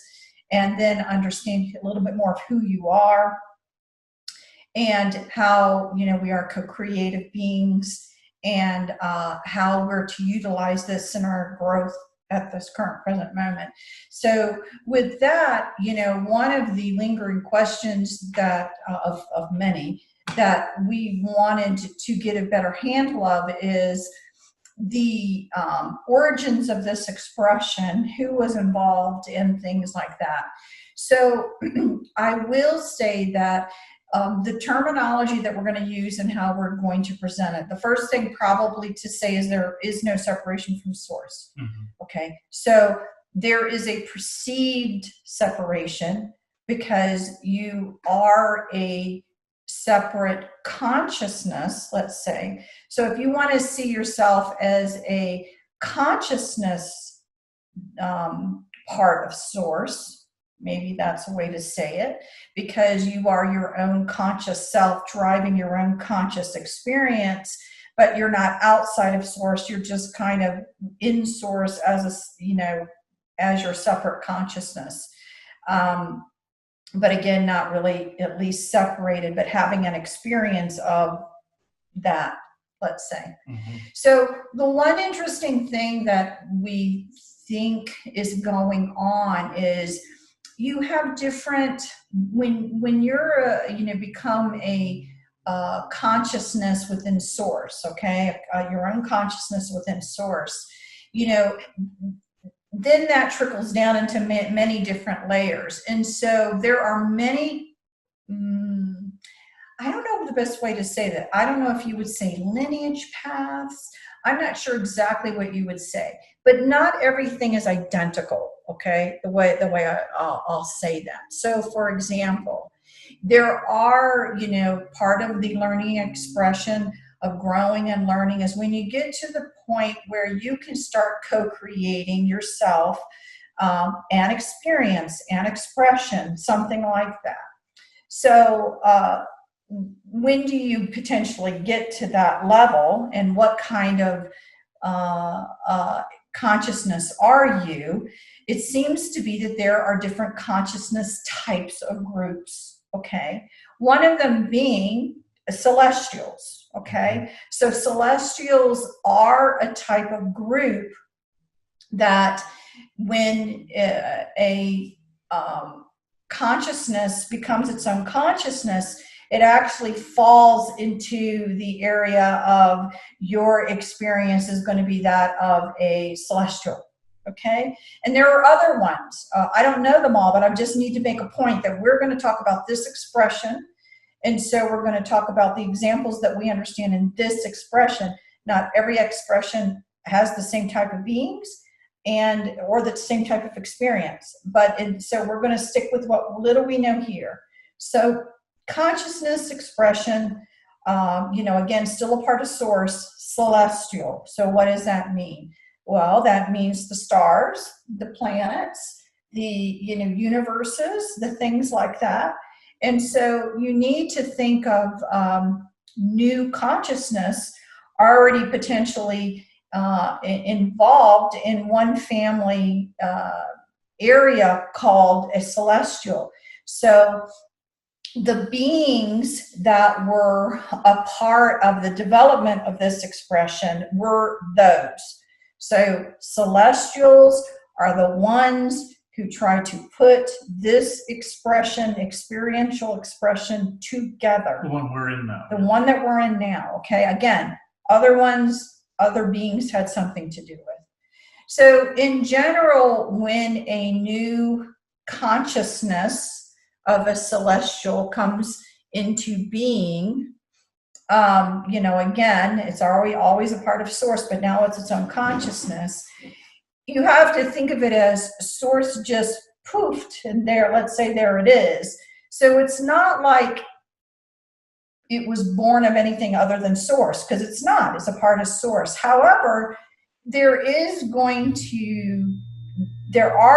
to be beings that actually become a part of, let's be saying, being parentish, okay, I guess that's the good word, parentish to these new consciousness and show them the ropes, do whatever learning, but it doesn't necessarily mean that it is going to be, a father or a mother. And part of that is because at that consciousness level, there is no separation yet of a male and a female. So the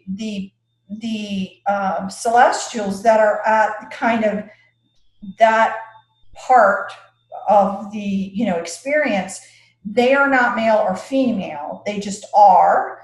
Okay, and so when a new consciousness emerges, it's being, let's say, parentish by multiple beings that just are. Okay, they're not male or female, they just are. So in this sense, you can almost think of it as being great galaxies, or where a celestial is really something very large. Yes, you could either have a star or you could have a galaxy-looking swirl. A lot of the beings of have a greater consciousness. Higher beings have a greater consciousness in that realm. Now, eventually, this came down to a separate consciousness, and of course, these are separate celestials. This would appear like separations from true source, but it's not. And there goes the parentish celestials, and this is the creation of soul DNA, is what it's called. And now to male and female sons, or celestials, or the galaxy looking, and this is gender creation. And so again, that comes from an initial being that's, again, if you think of that initial being now starting to separate, again, perceived separation, starting to separate itself. So you're going from wham, consciousness from source, to now boom, a separation that's going to start to cause male and female in this expression, because this expression, part of what was wanted in this expression was a male and female version pretty much of things. Yes, and this created a new set of stars and or celestials. And from that, you have what is known as the Creator Council, what you've heard us talk about. Even though further up the ladder, you can say the celestials technically are, but you have the Creator Council in human-like forms, like Jesus is in there, and some of like Michael and some of the others, original ones were in there, even though those are avatars technically of these original oversoul types, or what we call oversouls.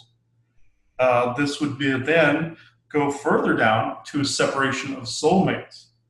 What you've heard us talking about, you can mention that vision of yours. Go ahead if you want to do that. So in general, I saw this really vivid vision, and I thought the whole thing was interesting when it had to do with literally a group of people, again, male and female, that were involved in this. But it was really an interesting thing because they, were consciously together, and they kind of formed a bit of a circle. In the center of the circle, there, was a bright, let's say a bright light, kind of then started revolving like an atom. And then it was really interesting because once that became, let's say, big enough,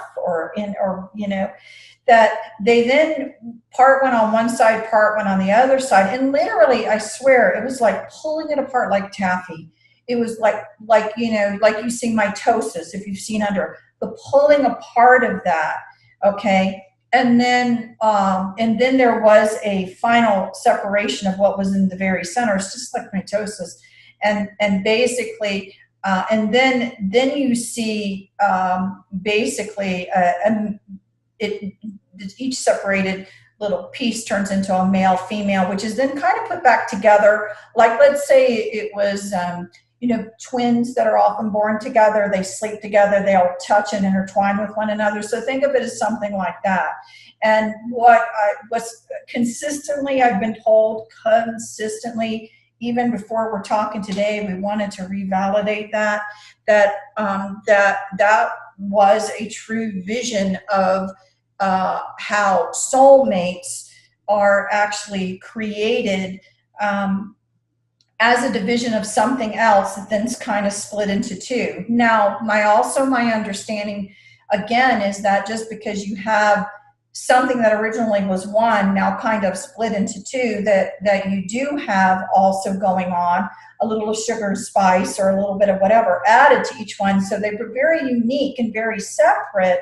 And then they choose different learning experiences and go on.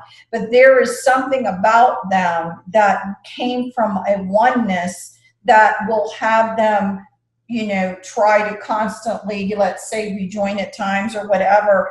Not rejoin as to become one again, but to come close to share experience or to do something together or whatever, or to work out an issue, that there's always going to be a kind of pull that will get them to come together because of their originating, how they originated, and that originating bond, I guess. Mm-hmm.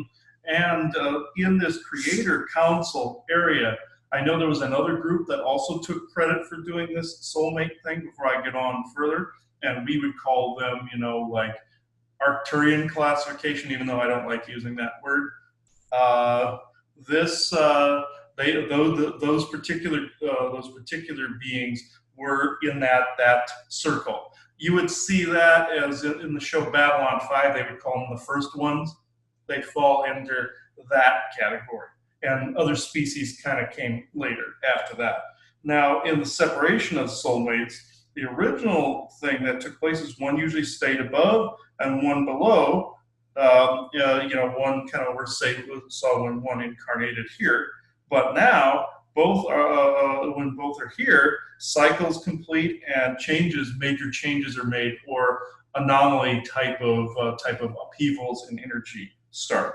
And so again, it's our understanding that there is a buttload of soulmates that are here right now, more so than ever. More so than ever, yeah. More so than ever, because of these changes that are, now occurring, that you have a lot more of that present here right now. And, when we talked about our understanding, of the ones that were trying to kind of create the expression, we also talked about the Anunnaki. So, the one thing that we're being told is that the lineage of, let's say, Anunnaki, if you follow it up, that most, if not all, Anunnaki are originating celestials. And that was the one thing that we were kind of, to get beyond the Anunnaki race. And they can become celestials. That's where you get the gods of old being the planets. That's how that works. So, but again, is this the way everything always is? The answer is no. This expression, we're just trying to only talk about some of our understandings of this expression and how it came into being.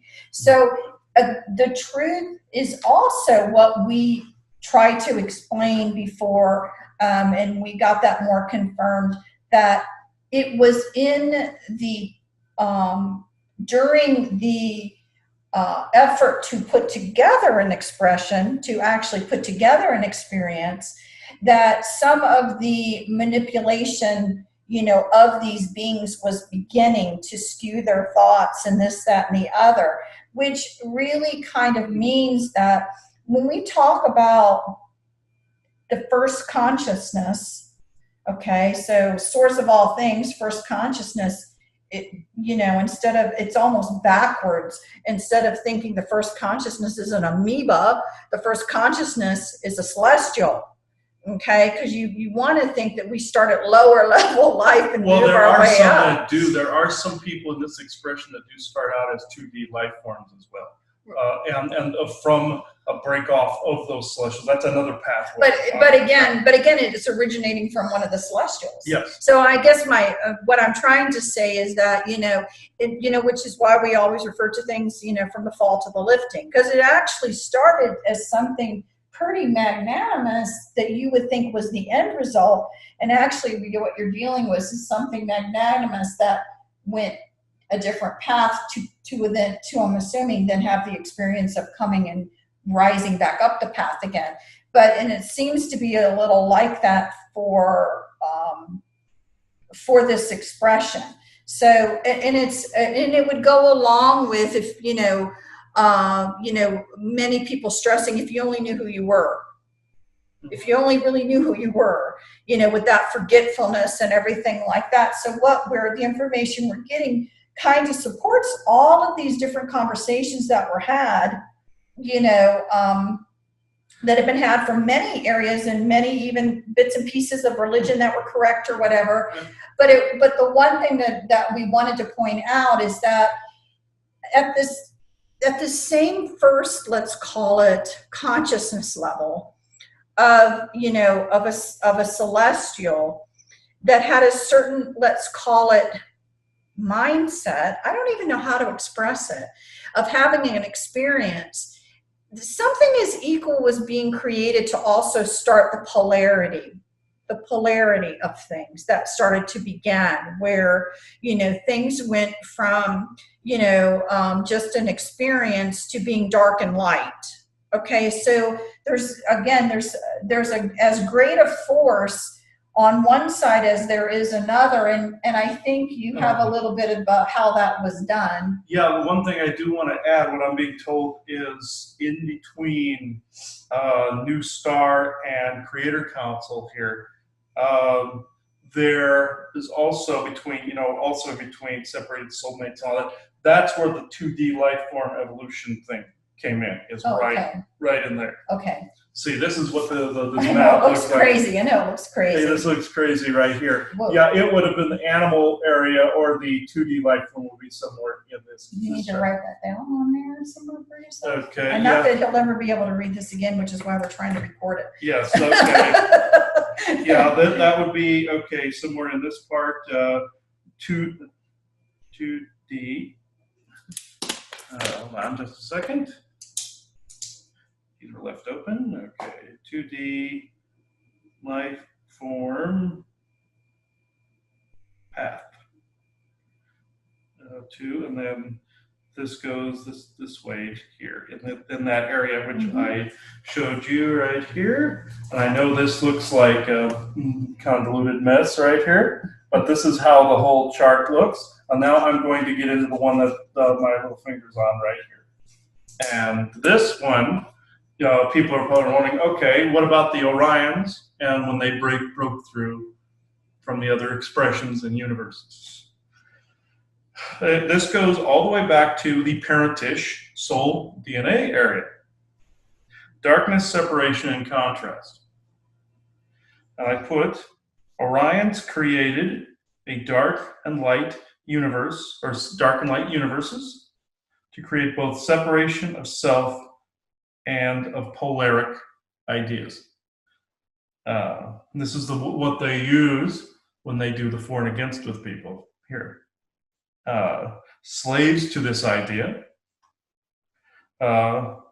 created the idea of heroes and villains. And here is something that, let's see, here we go. When their original universe collapsed and they wanted to survive, they ripped into other expressions and times, feeding on others' energy and life forces. They feel they were screwed over by creation and feel that they have a right to control. They feel that they must take creation's place. They feel that they're owed slaves to time and lower density and densities. This is actually, they need anchor points. They created a dark and a light universe. You probably heard me mention this on Interstellar Council. And they did this to keep separation ideas. There would always be an angel to save and always be a demon to oppress. Neither one is really the real ideal. And they have the dark universe where they hang out. It's basically a copy of the one they came from. They created this thread. Now, to ground here. And this goes back to New Star. the area of the chart where it said new star, male, female, sun, gender creation, new star. They created a dark galaxy, celestial, using the energy when they went back in time to this top area here. They used time travel to go back here. Using that creation process, they created a dark galaxy, celestial, here as an overseer, which became their god that they got locked into. If you saw this thing, it would look like a black hole, basically big abuse of dark matter is what it would look like, a confluence of dark matter. And that's where you got the abuses to dark matter here, which has been pretty much almost dealt with, and the information's been grounded into the benevolent Earth Day Kitchen, the benevolent Black Day Kitchens. So they went back further in time to create the dark galaxy overseer within this expression, since it had to be here in this expression, within, so that they could have more of an anchor here to go back to. So they could have something to go back to. They could go back to their dark universe, but it's easier to go to their now created deity that they put here. This is why it is so very important to refer to creator or prime creator as the true benevolent source creator.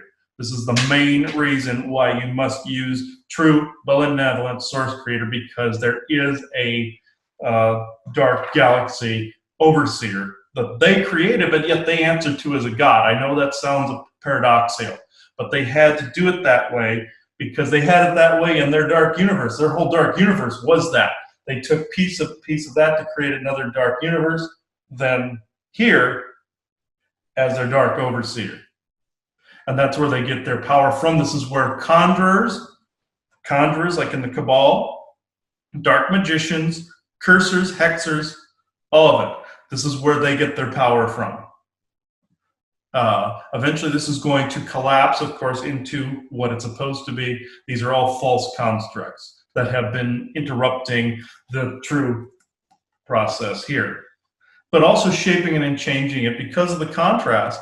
Even though that's an overage, there has still been a benefit to this balancing out in the way that it has. You need the contrast here. I'm not saying we wouldn't have dark and light within ourselves anyway. That the separation of the two is what the farce is. We have it inside anyway, and we need the contrast in our life in order to learn from. The other crap is just overage that was generated. And even the archontic forces themselves still provided us with basically the contrast in order to balance. We are the balancers. We're the ones with the codes that can balance all of this, because we contain some of their coding too. So we use it, reverse it back, and change the rest of creation. Our will to change is changing that whole picture. That's why the three houses fell that time. Now to go back to now, if something is, say, reabsorbed by true benevolent source creator, what happens? Well, that goes back before even the top part here, where these guys up here. This goes back before an original identity was created. Say you want a being to be audited, and they're going back to true benevolent source creator. What happens? Melds back into source, and there is another expression that exists out there in the multiverse, not just the multiverse. Multiverse is all basically almost universes similar to our own. You have omniverses and you have super omniverses. Omniversal expression, we can create our own omniversal expression by the codexes we generate. But omniversal expression and super omniversal expressions, super omniversal is where there's a bunch of omniverses collected within. That's like having a carton of eggs with the eggs in them. Each egg is an omniverse. Now there is another verse. You always hear me, true benevolent verses. There is another verse that when something is reabsorbed by true benevolent source creator, it goes around through one of these verses that's controlled by another overseer, a good one, one of these original guys right here, but in a different expression. their version of it. It's like a drain or a filtration system, and eventually, if needed, that being can come back, but in a more balanced form. Well, and that's probably what you mean instead of, let's say, good at the very top, more a balance. More of a balance. It wouldn't necessarily be just these guys, but it would be for another expression. No, but these guys in general are balanced. These guys are balanced. That's, I think, I know we get so used to saying good and bad because we're so used to duality. Yeah, but we're used to duality, but it's balanced. Yeah. Whereas in the other expression, there was great unbalance. Because of the divide of, say, hero-villain mentalities, things of that nature. And so they wanted, in general, to continue their unbalanced philosophy, which is why they broke over. Mm-hmm. So would we have potentially, in this created expression, would we have had a duality? Would we have had a certain methodology to us growing? There probably would be some similar things going on, but as Chris saying, not the horrendous overage that, has now occurred because of this other coming through. And, and so this expression ended up basically turning into the lifeblood of somebody else's experience. Mm-hmm. And that's where the wrong was. That's where it was crazy. Yes. So one of the things that, that maybe we can, I don't know if we can tease this out anymore, because I have a lot of questions, obviously, as you probably do, that we're teasing this out a little bit more. One of the questions would be, well, then are you saying that it's the first level of consciousness in source that is in this expression? Are you basically saying if everyone followed their origins up, that you'd find out that every single one of us was a celestial, that we originated from that? Or are there other, types of beings besides celestials involved in this expression? I feel it's that, and also beings from other expressions that incarnated here as well. Yeah, that's the, so I think those are natural questions. Yeah. I like to just ask the questions because I don't pretend to know. Are we all stardust? It's Technically, kind of as a physical being, that is absolutely true, but are we all stars? No. okay. So, I think those are kind of natural questions with all this, but it is interesting to try and tease out. Again, I think it's important to know enough of our genesis, to knowing what happened to help empower people to realize that they are actually a part of themselves. Their consciousness is a part of a great, great, great, great consciousness. And there should be a lot of, empowering with that, and then learning how to, since you can't have all the information from that great consciousness currently in your body, how do you learn to retrieve information that you need at a moment's notice, like a great library, to pull it into your life, to help you with what you want to do, and to put the book back really quick so you can pull the next book out. That's kind of how I look at it, to gain the experience of what you're doing. Yes, and I also want to make clear, also say where Jesus is involved, and Mary Magdalene, for instance. You got that separated soulmates part, and also the time of Maldek was somewhere around that time as well. Because there were at that point, the beings that were on Maldek were separated as a soulmate to something else. It was around that time. And Jesus is here, folks. He is in Agartha. Mary Magdalene, I am not too certain, but I know she's outside. It's that above and below type of thing, where Mary Magdalene or say the real name of his soulmate. I'm not certain if that's her actual name above. And then he is technically below. It's just like the old term sub rosa, beneath the rose, that's involved with the Jesus bloodline story, where he went below, she stayed above on the surface and did some things here, took care of, I believe, one of their children here in that story. But at that time, they were both on Earth to effect the change. That changed with her. That changed. She went out there, he stayed here.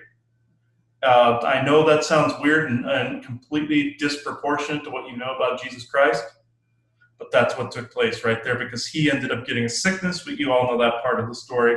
He had to get help changing his harmonic back, and split and had all these creepy things happen to him. That's part of the story right there. This goes back to both of these things that took place. This unifies both stories in his story right there. So when these guys here created that virus, it ended up doing that split subdivision, vampiric, the need to control and dominate, kind of like a scab that needed to be removed. We've talked about the vampire virus before. So I know we were talking to Jesus. I knew there was a reason he hung around. So we'll just go. We'll make this a quick channeling here at the end.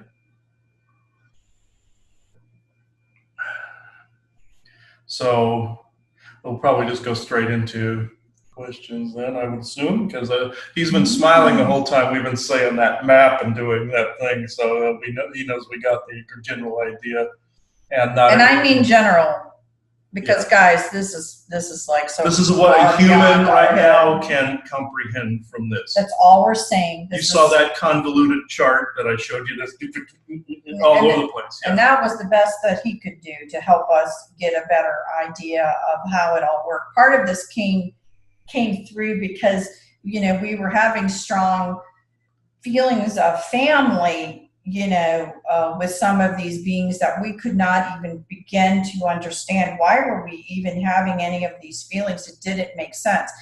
It ended up having more to do with the first consciousness, where there's kind of a parentish more so than anything else, a remembering of way back, way back, where some of these beings, as their larger consciousness, that you had a familiarity with them, being a new star yourself. Yeah, as a star, and you also had a familiarity with them as, say, the avatar of that star. True. But I mean, potentially both. But I mean, it didn't make some of it is like, why are we even having these feelings? So actually, what happened is, for some reason, Jesus felt we were at a point we could have it, so he's here.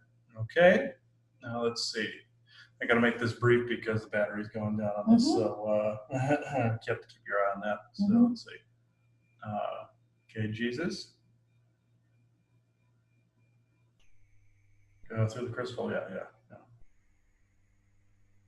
Briefly, I will say that what has been explained here is the crux of what human comprehension level is.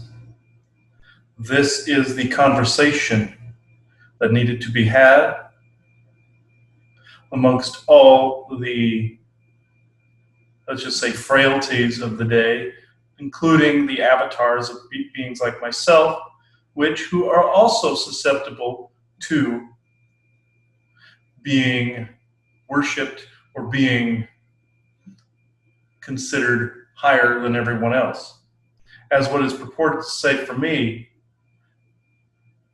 in the Bible, greater than I will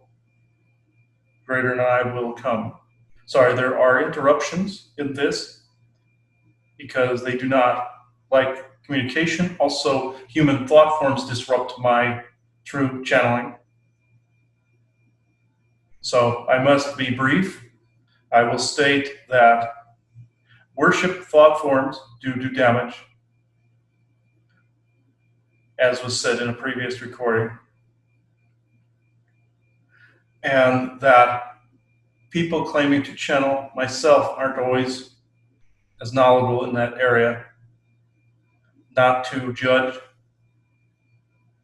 but the idea of what people think of myself is not always true. Some things were mixed, but they did not need to be mixed. I will do brief questions. So, I found it was very interesting that you feel that we're at a place right now that even this conversation, adding to our generalized understanding before, actually could be had.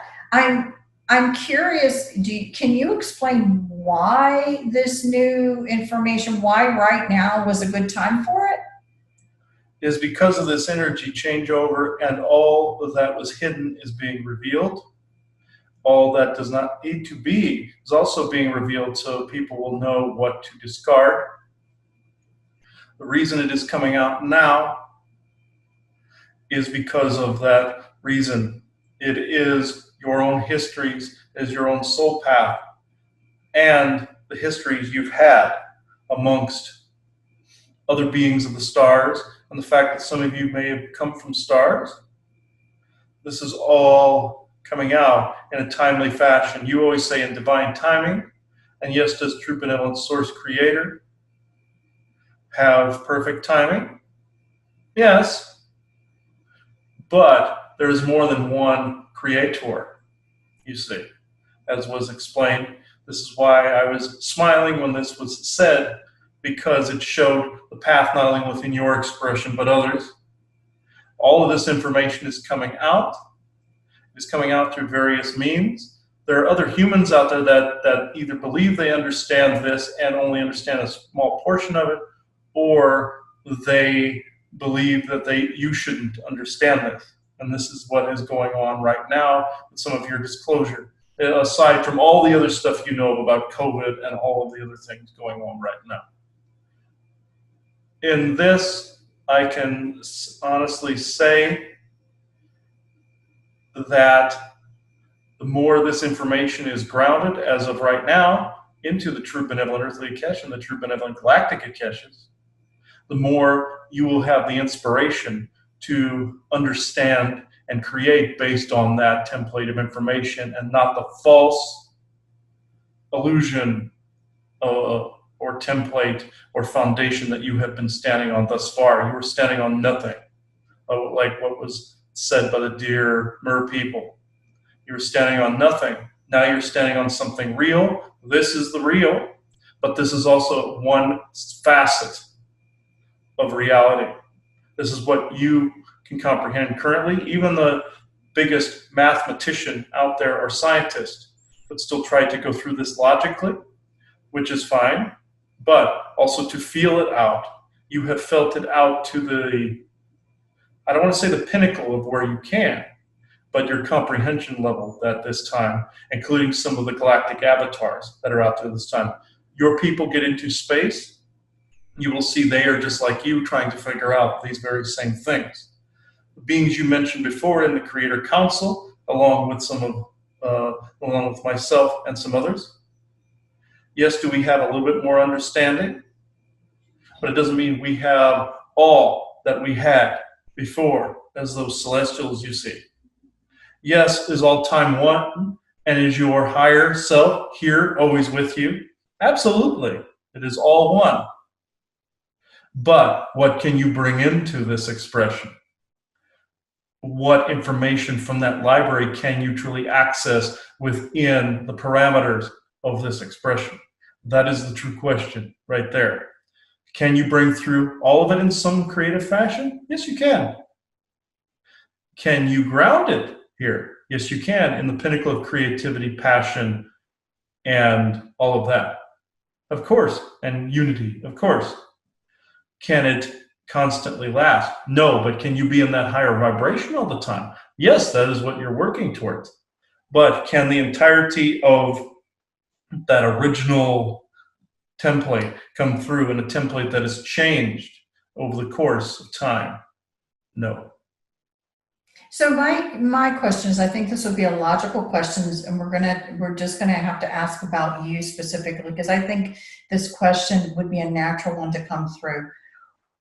Why do you feel Agartha is the right place for you right now? What is it, because you can't get out to another planet, or you're choosing to be here? I'm just curious. I think it's a natural question. Here is the best place for certain types of shielding, certain stones, certain minerals shield against particular thought forms. This is why you build devices that have certain minerals and different elements within them. Nature magic, you would call it. This is why paganism is so, as you would say, hot right now, because the elemental magic is what is needed to do certain shielding and certain shielding magic.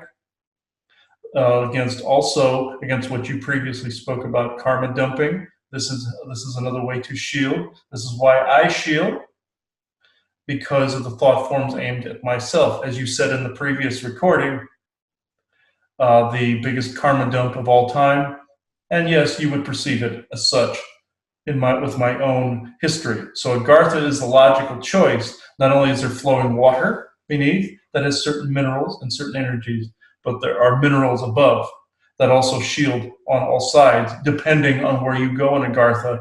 In some areas, it may vent to the surface and may not provide as much shielding. In other areas, the shielding is nearly absolute, and that is where I am located. So I find that interesting because what you're also stating is how special this planet is. Yes. It's way more special than we may even recognize as far as what's on it, and the different things that people can do within this planet. We know there's a lot of harvesting of natural resources from this planet, but I actually wouldn't have thought of that being your answer. So I find that very, very interesting. So I know you have limited time. I understand that. I actually don't even know where to begin with questions. So I just want to leave this up to you for what would you really like to get across right now with this opportunity to everyone? Not only is the structure of what you brought across accurate to within your perception and where you are in your reality, but I also wish to say that forcing other perceptions onto people based in a particular grounding, such as worship or karma dumping. I am also commenting on the previous video since I was not able to do so before. You can put these one after another or both together, I do not care. It is actually more harmful than you believe. You must not push that onto others. It causes great imbalance within the self and can come back and reciprocate upon the self. And that type of harm you call curses and hexes can reciprocate back upon you and reverb again and again and again. These energy waves like ripples in a pond.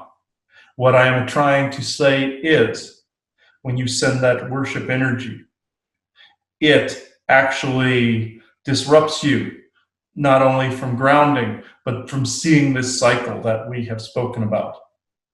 It disrupts you from seeing your true origins if you are constantly placing that energy in another, or dumping karma on another, or cursing or hexing another. It is actually taking away power from yourself. You may believe that you are empowering, but you are disempowering. It is preventing you from seeing you. You must see you to ground, to empower, to become creativity, to become your passion, and live within that. Whatever that is, whatever that piece of you that is you, become that. Yes, defend yourself with magics. Use magics to shield like I am. But do not give power away to what you would perceive to be a god. Do not give power away by cursing and hexing, even though it would take them noticing in order to bounce it back at you. It is still not a healthy thing to do. Defend with those magics, defend your home self, all of that with what you call sorcerer traps to trap thought forms, all of those things. But do not become offensive in that way. Think of the word offensive, to offend. That is to offend the self. You're offending the self, the celestial, or wherever it is that you came from. It is offensive, you see. So remember that. This is where I must part ways because the conduit is not stable today. So thank you all.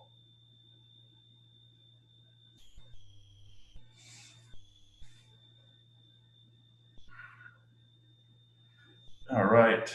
So thank you, Jesus. I could see where he was at too.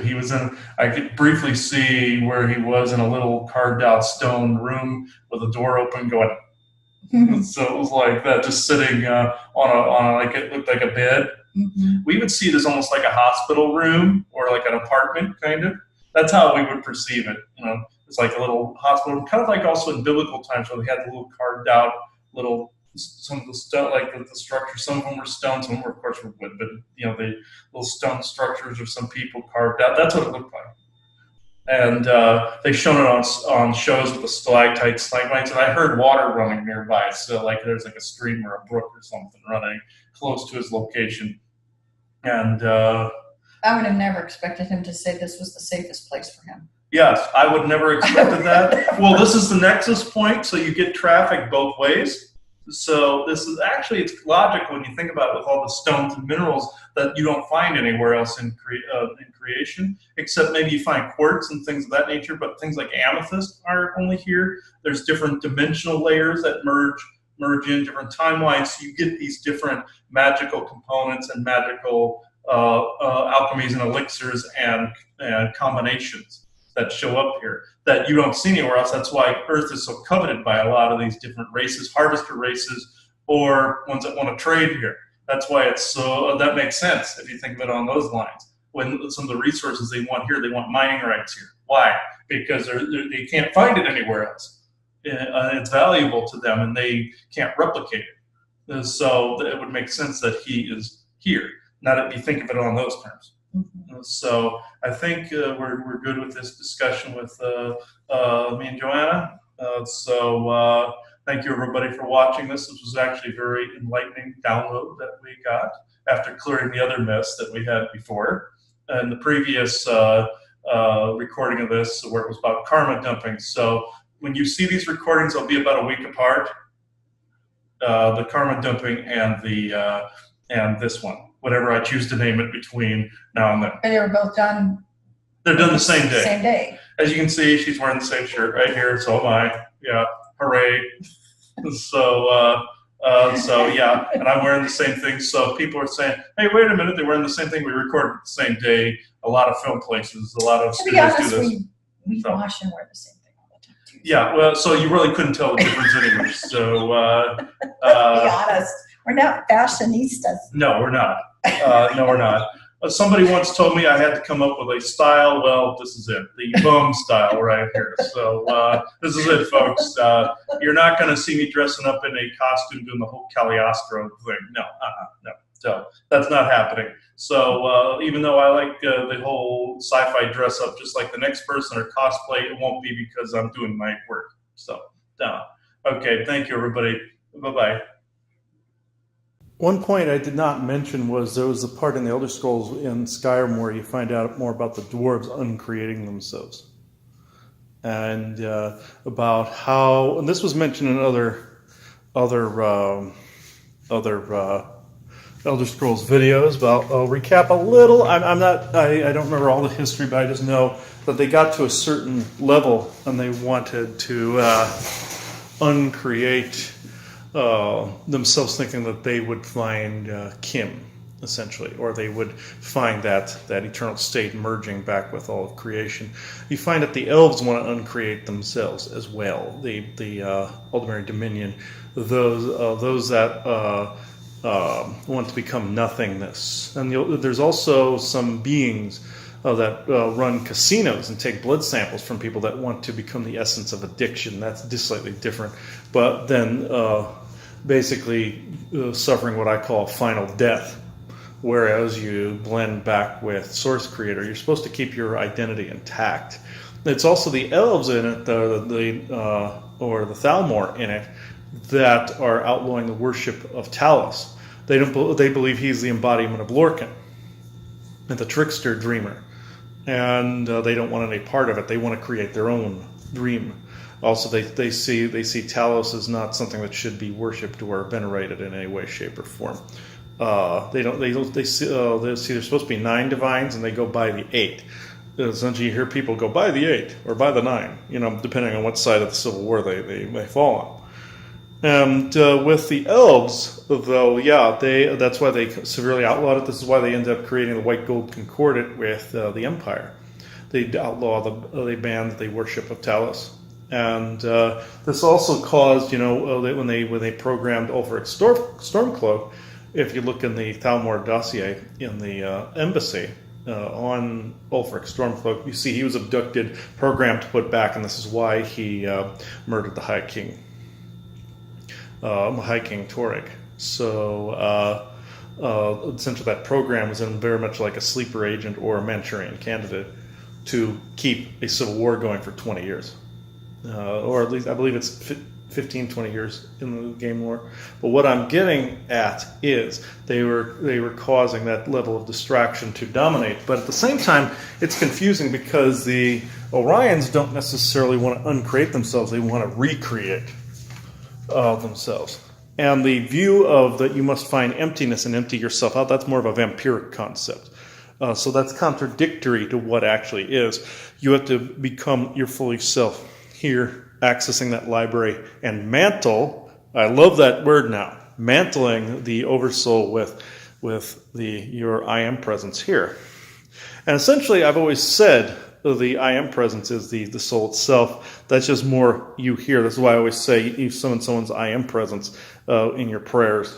Essentially, what we say is the bad effects of good intentions that can drain the person. That's because you're in the human form. You're summoning that person's name, their seal, their signet.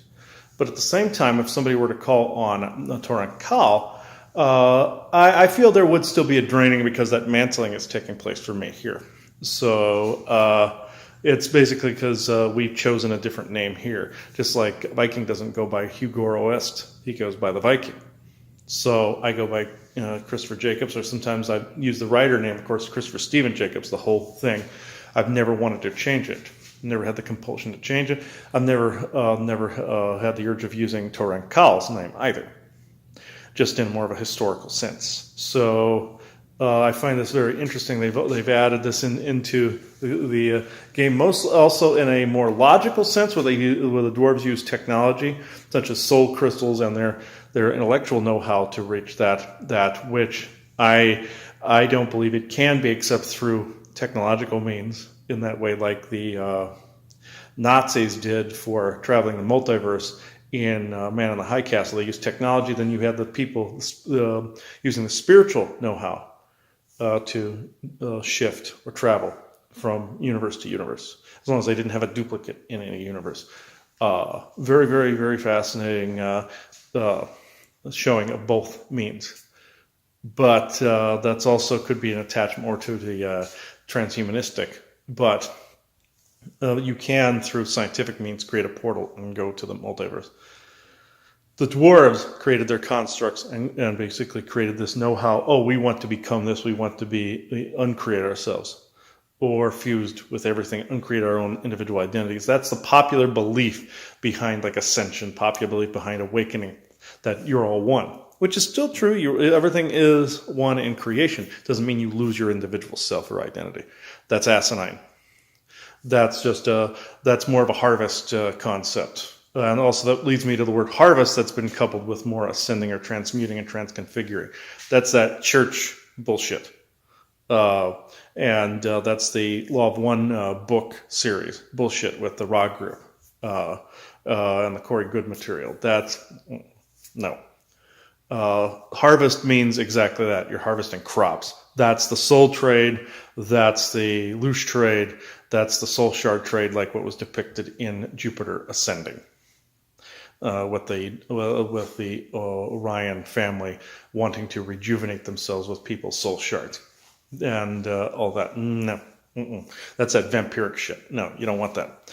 But this is it's different, where you have to ground yourself here and bring in more of those codes to be able to improve your oversoul. It's in reverse. You're bringing in the wisdom. You're basically fusing both sides together, the best of both parts. So you're not two, you are one. So I hope this actually clarified that. I will end this here. I will not continue to babble because some people have complained about that a little bit. Just know when I get these downloads, this is how it goes, folks. So it is 1:04 p.m., Thursday, June 16th, 2022. Thank you.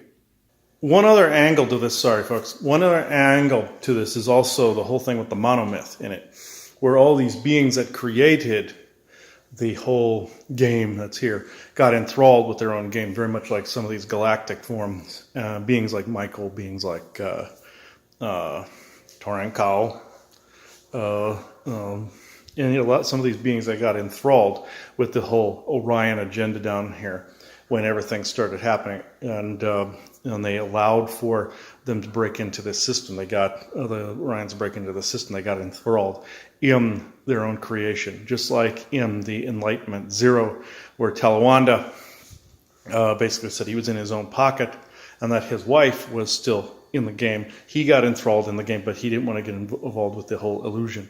This is kind of the whole concept where they get stuck in the illusion, and there's other members of like different soul groups that can't always see members of their group that have gotten so enthralled that other codes have kind of shielded them from the sight of their own soul families. That can happen. The thing of it is, like I will say briefly, there is a little baby that I met where I am going to have to give a doll to this little child. That this little child is a member of this group, this elven group that speaks through, knitted dolls and toys and stuff, so that children are more comforted in situations like one that I spoke about in our portals and doorways and hidden rooms episode of the lifting, where it was about a little girl that went into a different dimension through a closet, had to get away from an Orion nun-like figure, and went into this closet this portal to be with these elves that were there and other beings, like in a Renaissance village. This is where you get the witch, the lion, basically the lion, the witch, and the wardrobe concept from, where negative beings can use those wardrobes as portals as well, like with closets. The point of me bringing this up is this little child is a member of that society that was lost to them. They wanted me to bring a doll to them to be able to connect with him again in that way. They wanted a specifically knitted doll, so that they would speak through. And we do have an after show on this. That will be on our subscription once that is up, and I'm hoping by the time you all see this, there is something available. If not, it will be.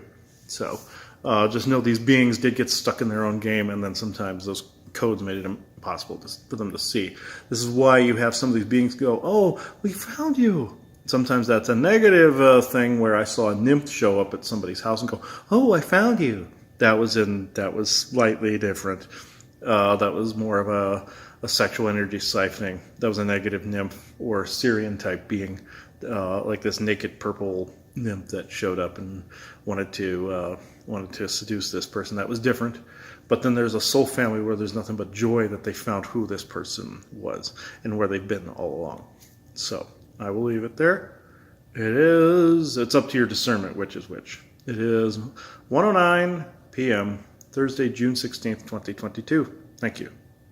Okay, another point that I'd like to make is the show Moon Knight also would have to do with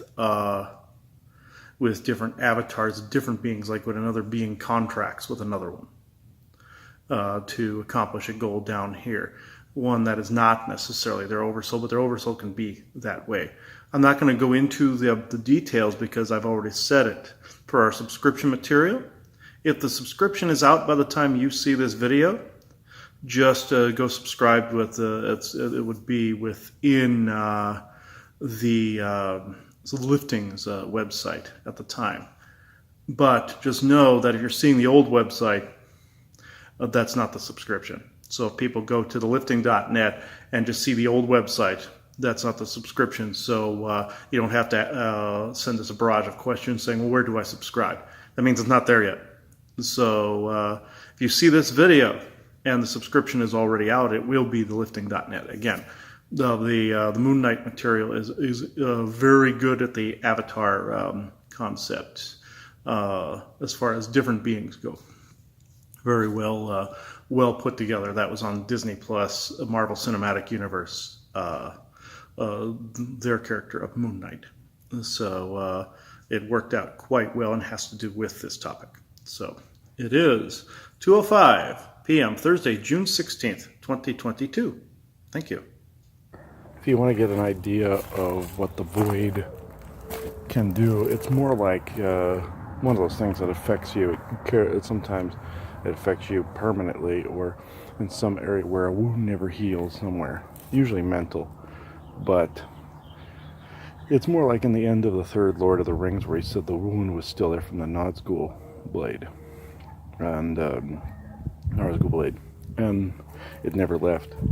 And then the only thing that fixed it was him dimensionally traveling with the elves. And the same went with Bilbo, where when he rid himself of the ring, he aged very rapidly, but he still carried that pain with him. And it's the same difference. This is the same difference. The exact same type of situation, where just getting it resolved was going on to spirit, or going into another dimension where it couldn't exist, or another frequency where it couldn't exist. And it's usually mental, but when you look at it, it looks back at you and changes you. It's kind of like the same thing. He was stabbed. It's the same thing on a mental level, or on a spirit level. It changes you. So, like where he's saying right up to the end when he finishes his book, it still hurts. The same with the ring. Think of the void dimension as the ring, where people think they can use it for good. And anything like that would be temporary. It still would get the attention of, say, the Eye of Sauron. So, ironically said, because we call the binary network that, and the AI that, and the military targeting that. But on the same note, it's dimensional as well. And even if you cover your tracks, it still affects you in some fashion that you carry with you for a while. So, either anger or hatred or depression or something. And that's also what it's intricately woven into Earth, and it's affected Earth in a lot of different ways. Even though it can affect permanent change, it's still a Rubik's Cube that cannot be solved unless it's within the self. So, correcting things in the self, like what Ryan and I were talking about, he said that's the only way that connection can be solved. And it's not a connection to you, it's just you changing the energies within the self, and then the outward area, outward surrounding, millimeters and centimeters, as it were, in shadow work. So, I'll leave it here. It is 8:38 a.m., Monday, June 20th, 2022. Thank you.